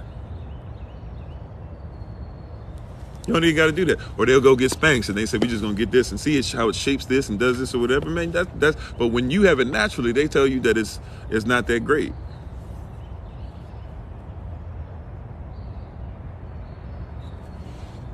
They dressed up like you. They did the Boston Tea Party in Boston, Massachusetts. Massachusetts, where the people of Massachusetts are from. Now you think of the people of Massachusetts as white. The people of Massachusetts are native. They're Americans. But they kicked them all out. That's what they did. They kicked them out. They used chemical warfare, things that are supposed to be illegal. You're not supposed to use certain things in warfare because it's illegal. But they used chemical warfare. They came and killed everybody off, right? Then kept a lot of them as slaves while having other slaves shipped in. Mixed those people together to the point to where you don't even see any difference now between natives and Africans, even though there wasn't much difference to begin with, in all honesty. Because a lot of times this weird thing that we do is say that all natives, have to have straight hair, or all natives have to have, or all Africans have to have, woolly hair, this like that, or naps. People call it naps and stuff like that. Reality is that you go over to Africa, you got people in Africa that are blacker than you and I, got blue hair and straight hair, blue eyes and straight hair, and blonde hair at times. I mean, look at Aboriginal people of Australia. You're gonna see blue hair, you're gonna see blue eyes and blonde hair all the time. We're very diverse people, right?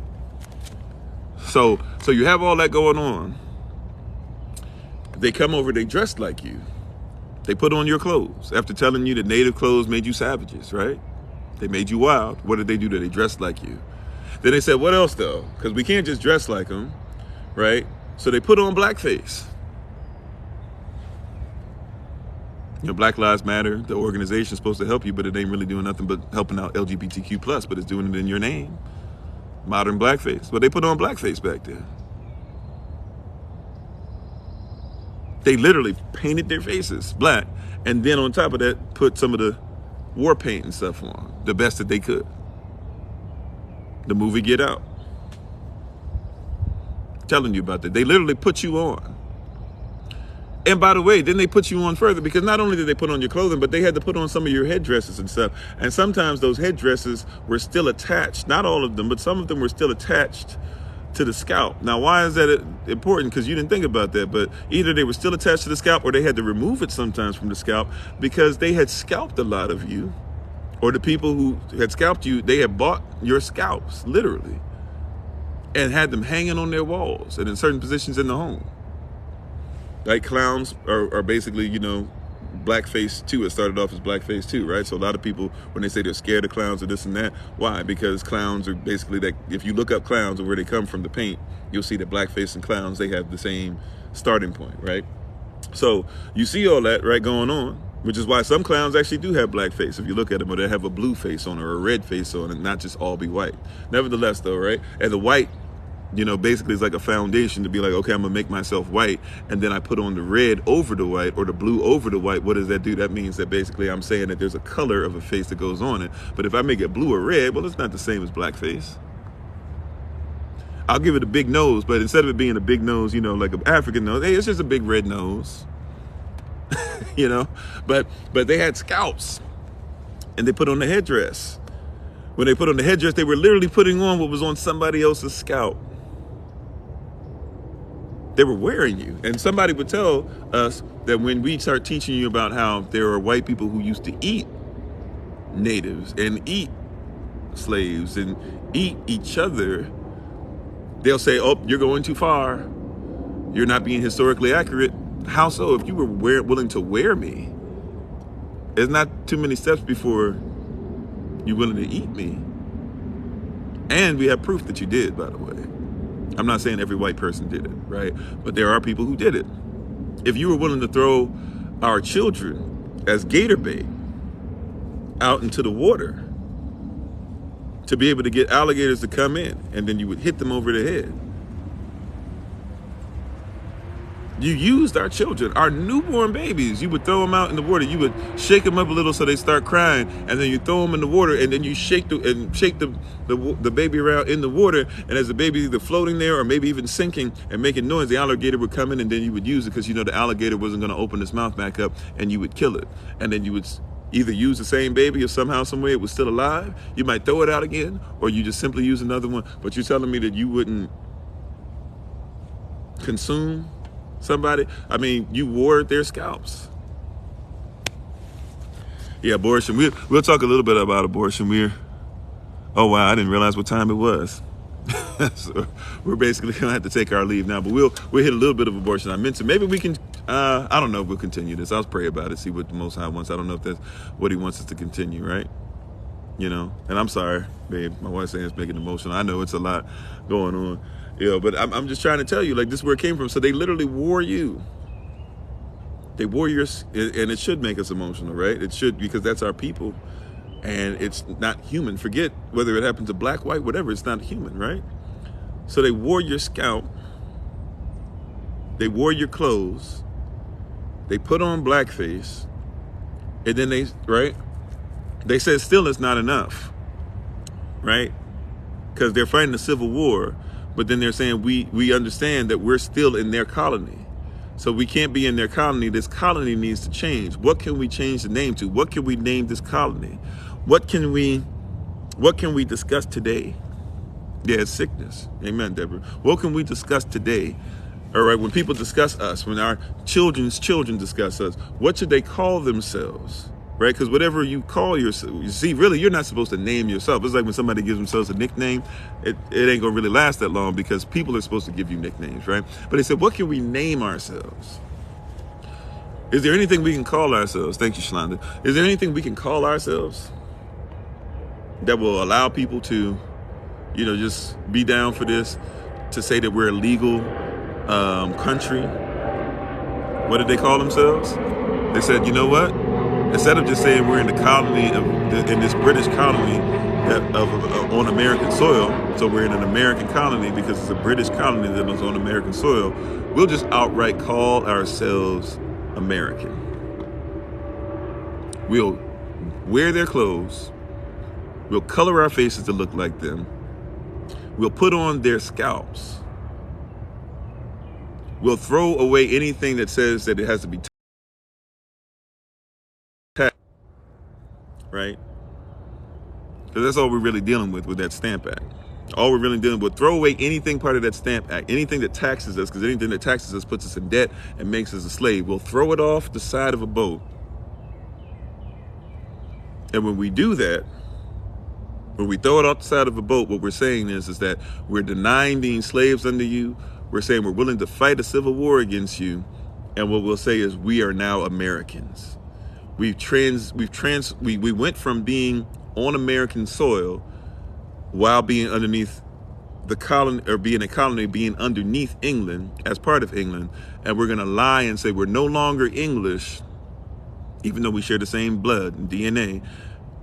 We're now American. And they would go on to have the 14th Amendment come around and say that, hey, if you're born here, then you're from here. So now we're going to make that retroactive. Not only black people who are supposed to be freedmen at this point after the Civil War, they can't be freedmen anymore. They got to be Americans.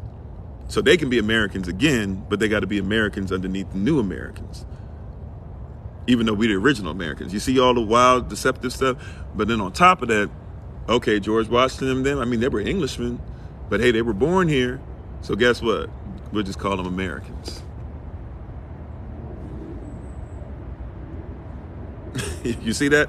It's a fake country. That's why you got to have that fake birth certificate. Now, you can use it to your benefit if you know how, but that's why you have to be given that fake birth certificate. Exactly, stolen identity. They had to give you a stolen identity. They had to steal your identity and then give you a stolen identity. But if you would just hold on to your natural law, your natural identity supersedes their stolen identity. Where did it go? Where did this stuff come from? Where did it go? We're still fighting the same battle today. A rose under any other name is still a rose.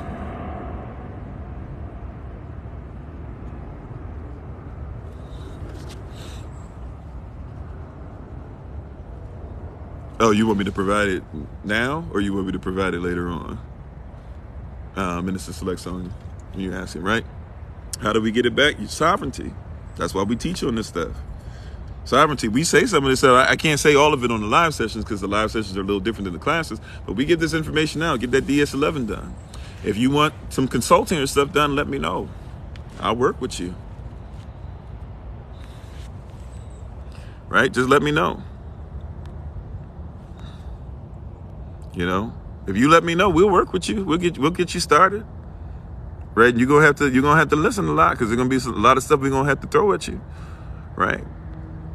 Some of these things that we're setting up now. Hold on, sorry. Oh, there we go. I don't know. Sometimes it doesn't let me put stuff in the comment section. But we'll see what it does.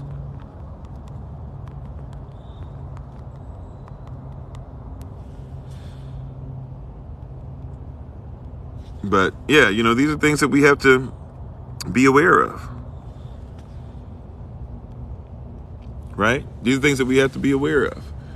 And even with abortion, we'll end on this. I promise we're not going to go any more than 10 or 15 minutes. We've been on 3 hours. So we are going to be on any more than 10 or 15 more minutes. You know, but we can hit abortion real quick because it was an intent. The Holy Spirit, as soon as somebody brought it up, Holy Spirit was like, yes, you need to make sure that you're obedient to that, right? So check this out. With abortion, and I know people try to get tricky on you. Well, you know, there was abortion done back in Kemet and stuff, in extremely rare cases, and it wasn't something that was thought of as beneficial, by the way. Right?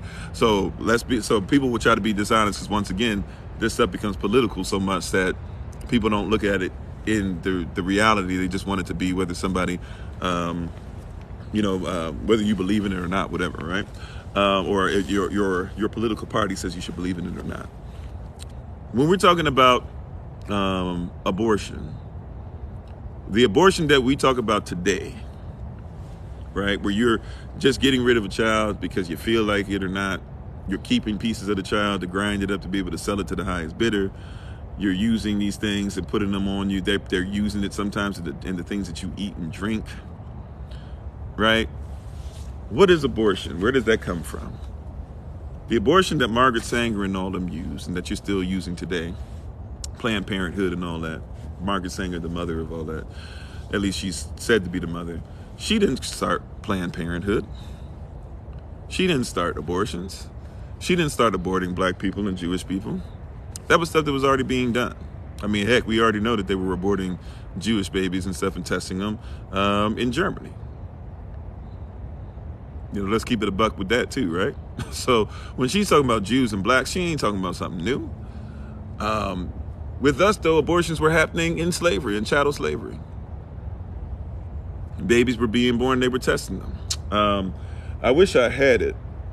I had something that was similar to the size of it. I'm looking for a stick. But there was some kind of hook.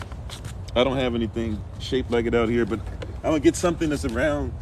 It's not even as thick, but I just want you to see the length of it. Let's say we had something like this, and it would have this, right, but it would be curved, and it would come around into a hook. They used to use something like that, and it was thicker, and I believe it was iron. They would use that, and they would use it once a baby was born to pierce the baby head and stuff. They wanted to test out things and do things or whatever was supposed to help the baby think or do things like that. They literally put it inside the cranium of a baby. And by the way, where did that come from? Where did it go? That comes from Columbus and them. You know, when the Spanish came over and they were colonizing our Taino people in Haiti and in the Dominican, they didn't want to waste bullets on babies. They were killing people off, including their children. They didn't want to waste bullets on the babies. So you know what they did? They hit them with hammers in the head. It's tough to talk about, but it's real. I mean, the abortion thing, killing babies, like, you know, they've got to a place now to where they don't want to feel bad about it. So a rose by any name, what do they do? They say, well, it's not really a fetus. It's not even a fetus yet. And even a fetus isn't a child. And now they're trying to have law to where the baby can be born for a couple days, a couple weeks. Now they're trying to stretch it out. Might be able to be around for a few months. And if the mother or the father or whatever don't want it, or if the government that takes over it doesn't want it, you just call it abortion. See why you got to get past political party lines? Just because you might not like Republicans doesn't mean that you should just disagree with or agree with abortion because you're an anti-Republican. It's very satanic.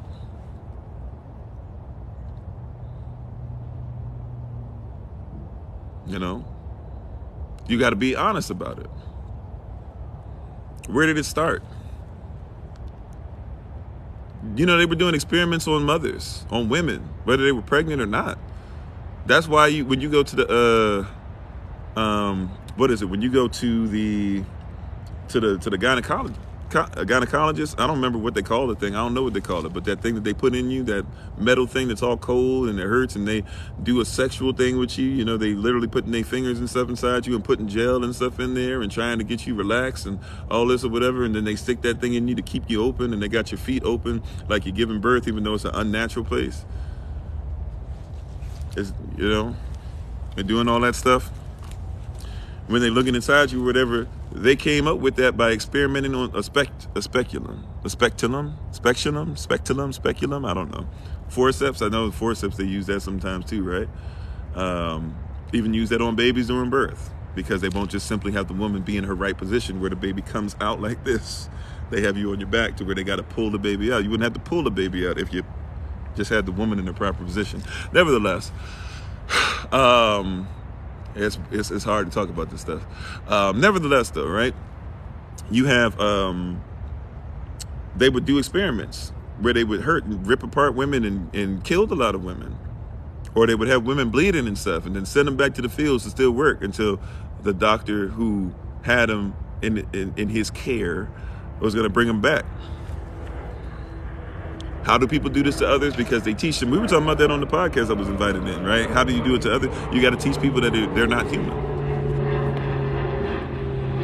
You got to teach people that they're not human. It's okay. It's okay to kill a baby off. Watch this. Think about this, right? In the abortion piece. We don't have time to go super deep into it, right?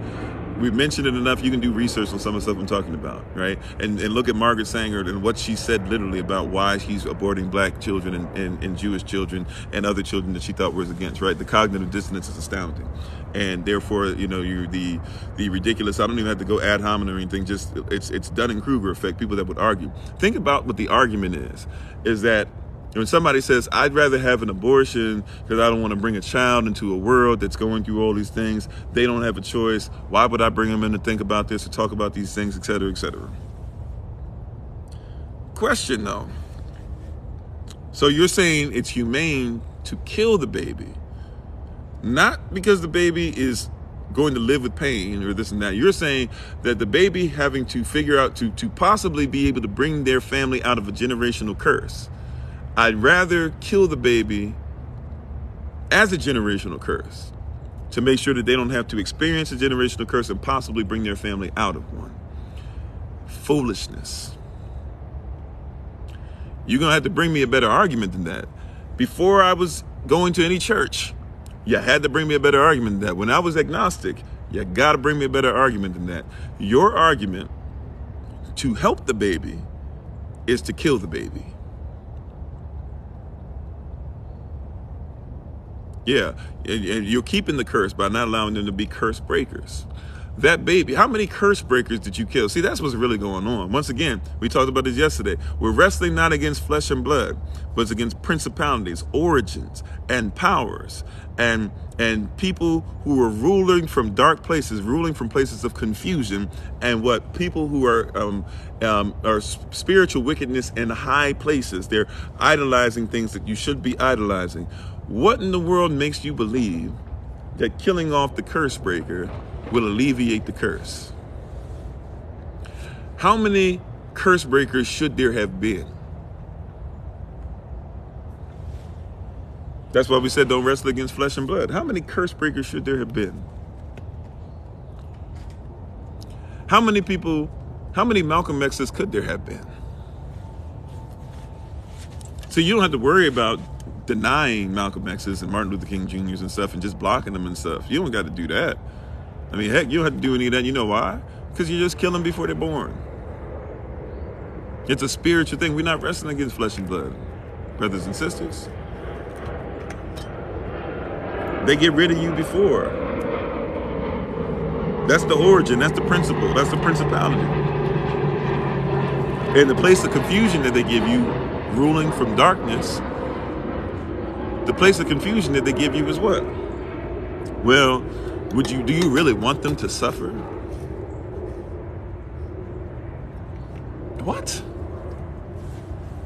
I'm not on that Kevorkian stuff. That's your culture. That's not mine. We don't kill people because they're going through hard times.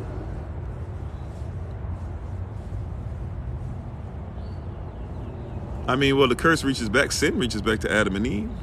So sure, you could say if it wasn't for Adam and Eve's decision, that we'd still be here. I mean, we wouldn't be dealing with this stuff, rather. Right, but we don't kill people just because they're going through bad times. I've got people in my family that are handicapped. I've gone through depression before. We don't kill somebody because they're depressed. That doesn't even make any sense. But they have you saying that. Now it's gotten to the point to where, well, it's a woman's body, woman's choice. So what you're telling me is that because a woman chooses not to. Now, I'm not saying, I know there can be extenuating circumstances that a woman can be raped or a woman might die if she gives birth or these things or whatever. And look, every woman has the right to do whatever they want. There's just consequences that come with it. Be ready for the consequence. But we still help women out and talk to women and coach women through things and help them through depression and stuff when they're dealing with those things, of course. Right?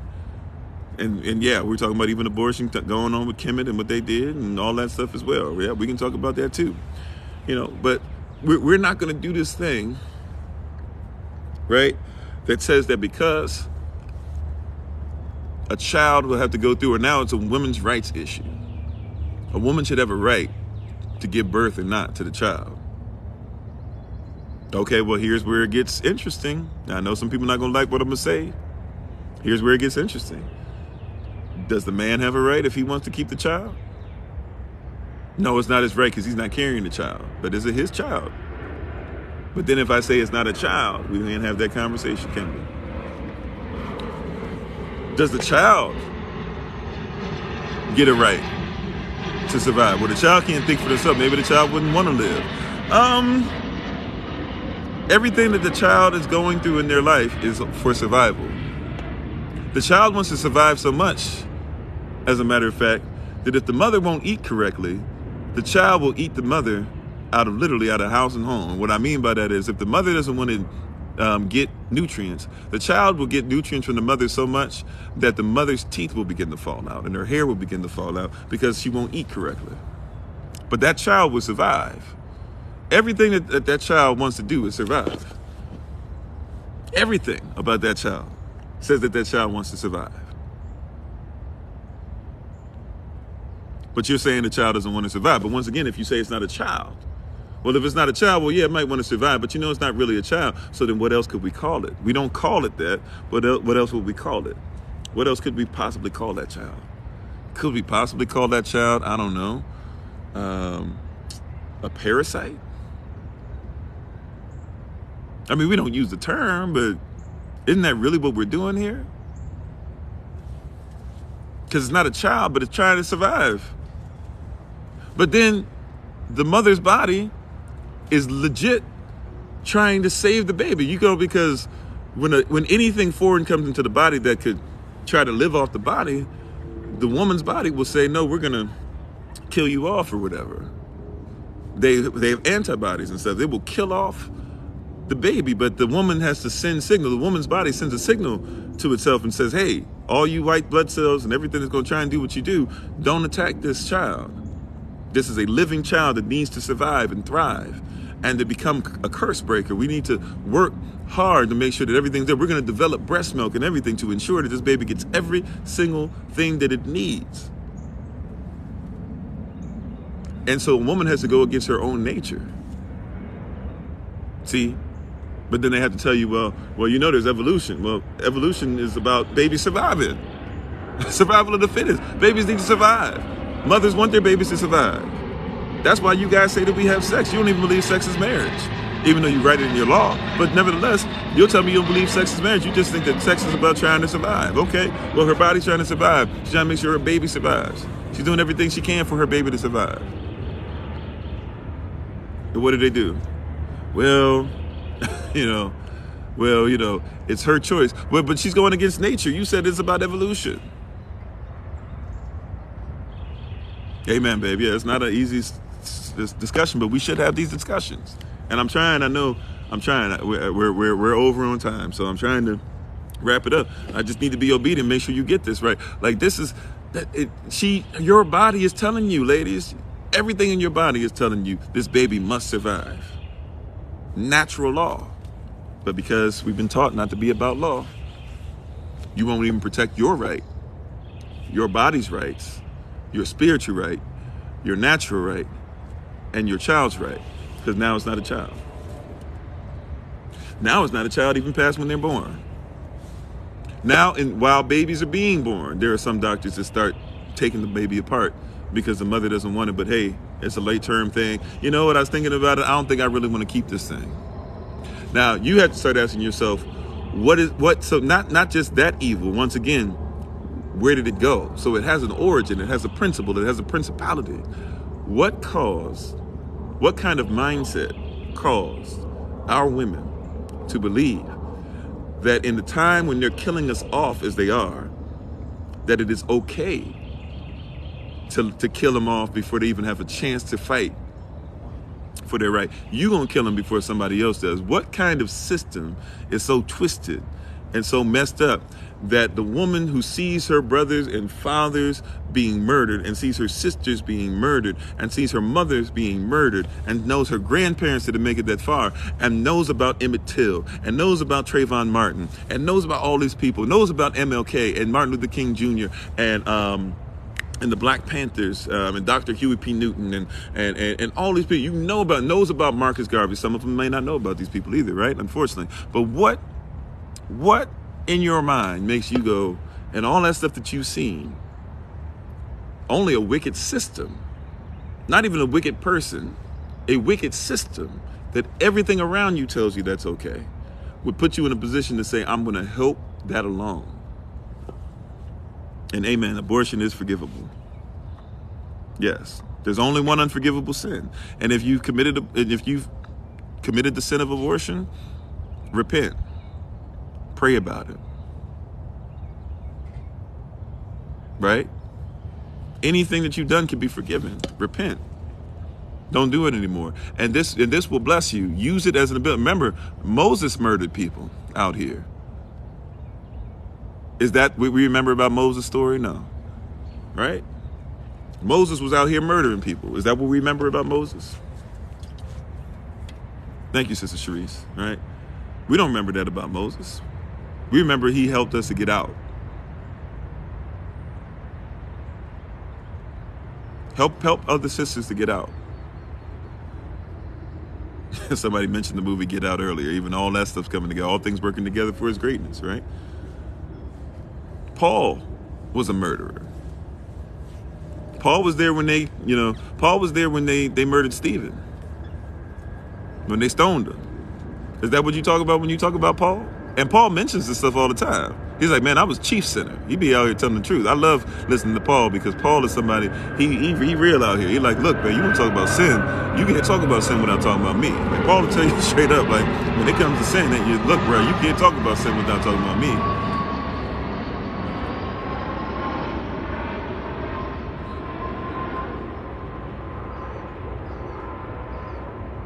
So, we have to be on point with this, right? Our ladies need to hear this. And by the way, if our sisters had a system, even a system of sisters, by the way, ladies, this Saturday, 7 o'clock p.m. Eastern New York time, just for you. I ain't got nothing to do with it, right? It's for the sisters. The Honorable Mind's going to be on. Y'all come on with her. Y'all have some conversation. Bring this up in conversation if y'all want. I don't know what y'all got planned. I'm just saying. But have these conversations with sisters. Invite the young sisters. Invite your daughters that you think, man, they're 12, 13. I want them to hear about this. They need to hear this. We can look at a Patreon video on unforgivable sin. Sure, we got a list of videos everybody's been requesting, so I'm trying my best to put up as people request. Sure.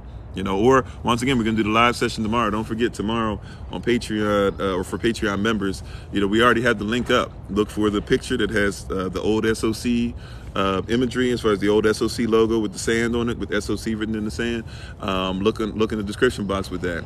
And we already have it posted where you can just copy that link and come on with us. We'll start the live for you guys at 7 o'clock p.m. Eastern New York time.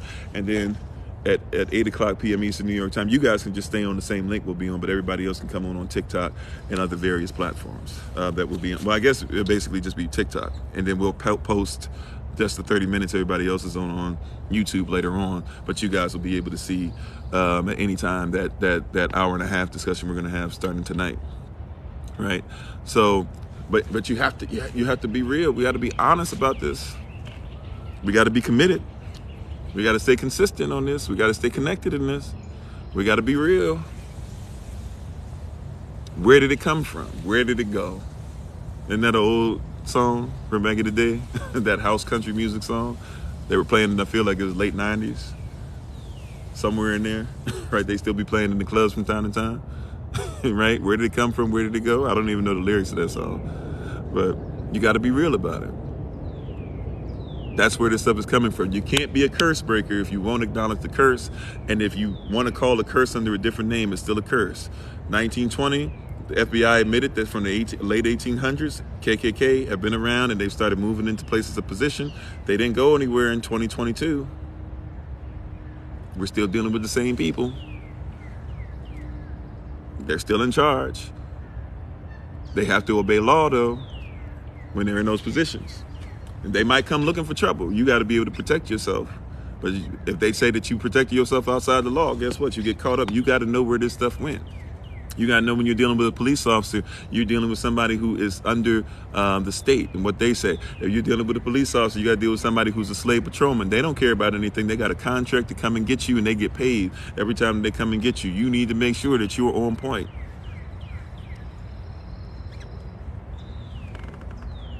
Thank you, Minister Select Sonia. That being said, though, thank you all for being on. We are over time, but however, we were obedient, and I believe that the Most High got through what He needed to get through. We appreciate you all. Don't forget, those of you who have classes, our classes right now, you can still join up if you'd like to. Just hit us up at this information I'm about to post, and you can still join up for the classes with us. We have Hebrew characters, basic Hebrew, sovereignty 1, sovereignty 2.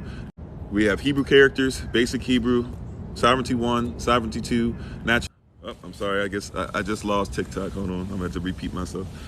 Sorry, TikTok. We lost you in the midst of that. Sorry. So we have, we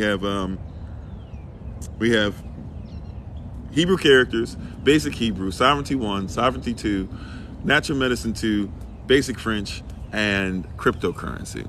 Also, don't forget that we have our Early Riser Bible Study session every Monday. We have that's at 6:30 a.m. Eastern New York time. We start our teaching at 6:45 a.m. Eastern New York time, but if you come in about 6:30 or so, we have some stuff playing for you guys to kind of get us in the right spiritual mindset. We're on every day, 8 a.m. Eastern New York time. We're on every evening, 8 p.m. Eastern, or I'm sorry, we're on every Monday, Tuesday, Thursday, and Friday evening, 8 p.m. Eastern New York time. So we're on every day, 8 a.m. Eastern New York time. We're on every Monday, Tuesday, Thursday, Friday at 8 p.m. Eastern New York time. We have a special session at the end of each month.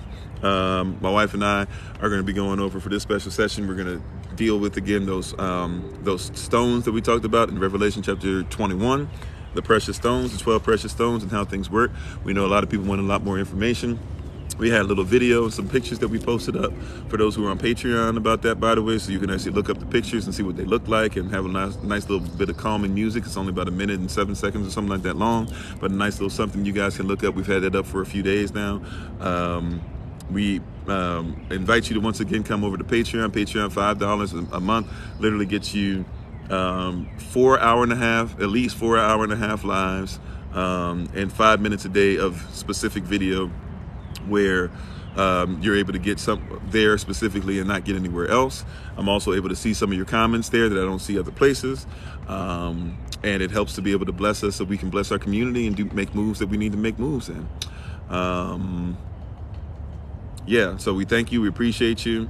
Ladies, don't forget, once again, this Saturday, 7 o'clock p.m. Eastern New York time, that's going to be the women's meeting, March 4th, rather. So not this week, but the week after. No, wait a minute. A couple weeks from now, sorry, right? No, I'm right. So not this Friday, next Friday, March 4th. Be ready to go out in the community. Every first Friday, we ask people to go out into the community and be a blessing to somebody in some way, shape, or form. You don't need to report back to us, just go be a blessing. March 6th, which is going to be Sunday, so not this Sunday coming up, but the following Sunday, that's when we start getting the leaven out of our homes. And we appreciate, once again, Minister Anais did a great job on the Early Riser Bible Study session. I love it when, I can just, with a sense of pride, look back and be like, man, you guys are doing a great job teaching and talking and speaking on things.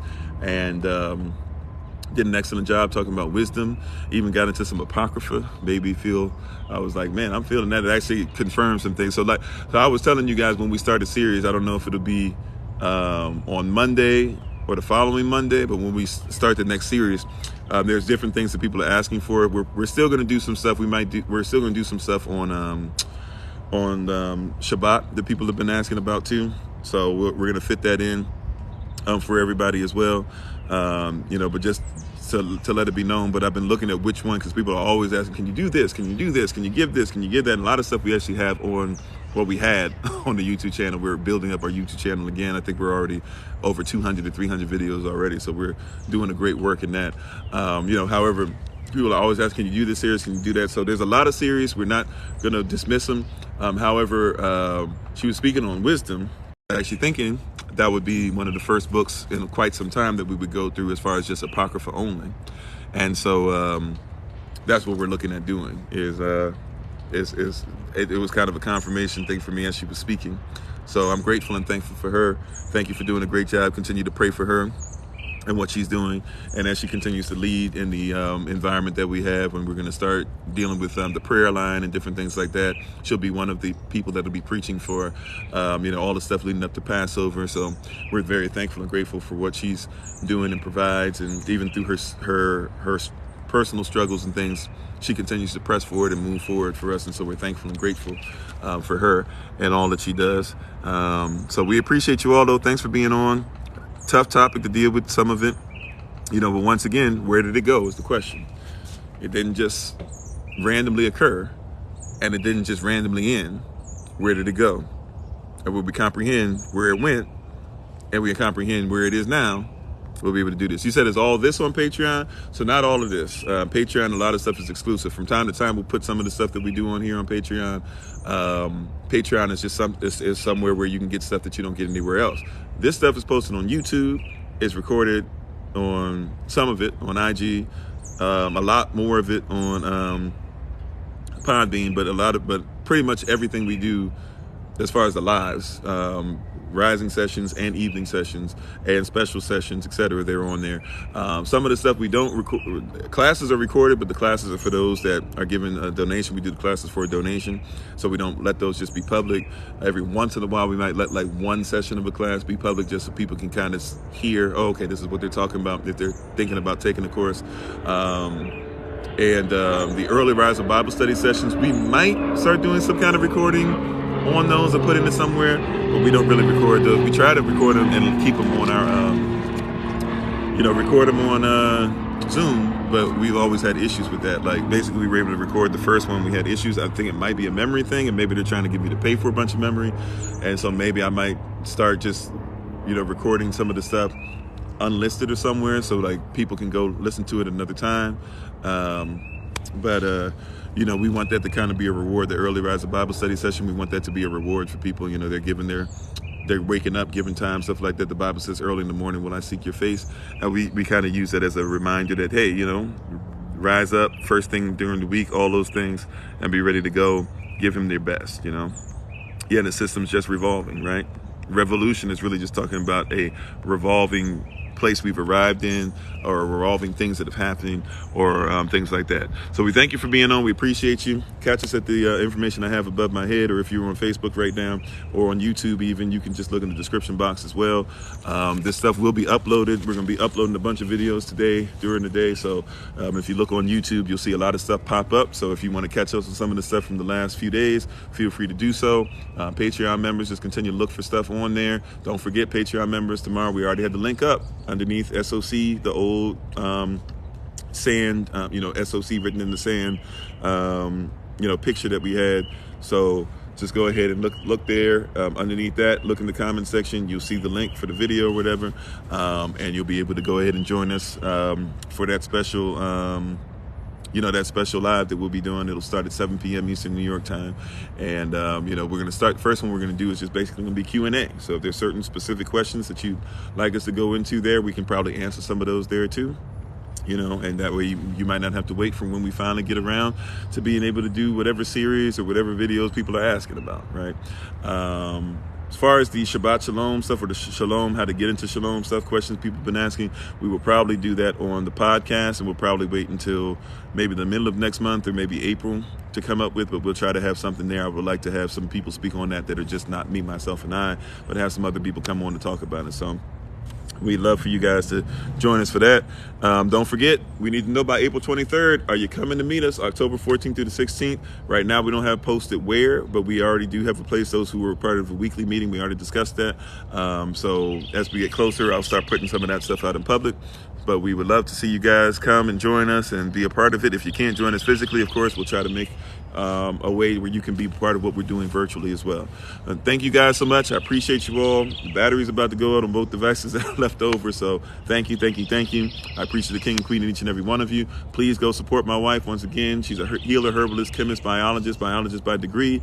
And the tincture of the month is Mucus Detox. You can find her at Bloom and Flourish, not A-N-D, but the letter N, Bloom and Flourish. You can follow her there by that name on TikTok, YouTube, her website, and Pinterest. My son, you can follow at 777 Soloface on his YouTube channel, 777 SOLOFACE. And our prayer is that you not only be a hearer of this word, but you be a doer as well. Whatever you got to do to be a doer of it, do it, follow it, be better, make those things happen in your life. We thank you. We appreciate you. As always, this has been Pastor Kofi, Pastor Servant of Christ, where we are always changing lives one mind at a time by being a voice of the voiceless and speaking the unspoken until I have the great privilege, opportunity, and responsibility of being in front of you all again. Please remember, as always, that you are loved, you are necessary, you're majestic, you're fearfully and wonderfully made, and you, which is all of us working together, will be the reason why people who are in this system no longer have to be of it. Shalom, family. Talk to you later. Peace.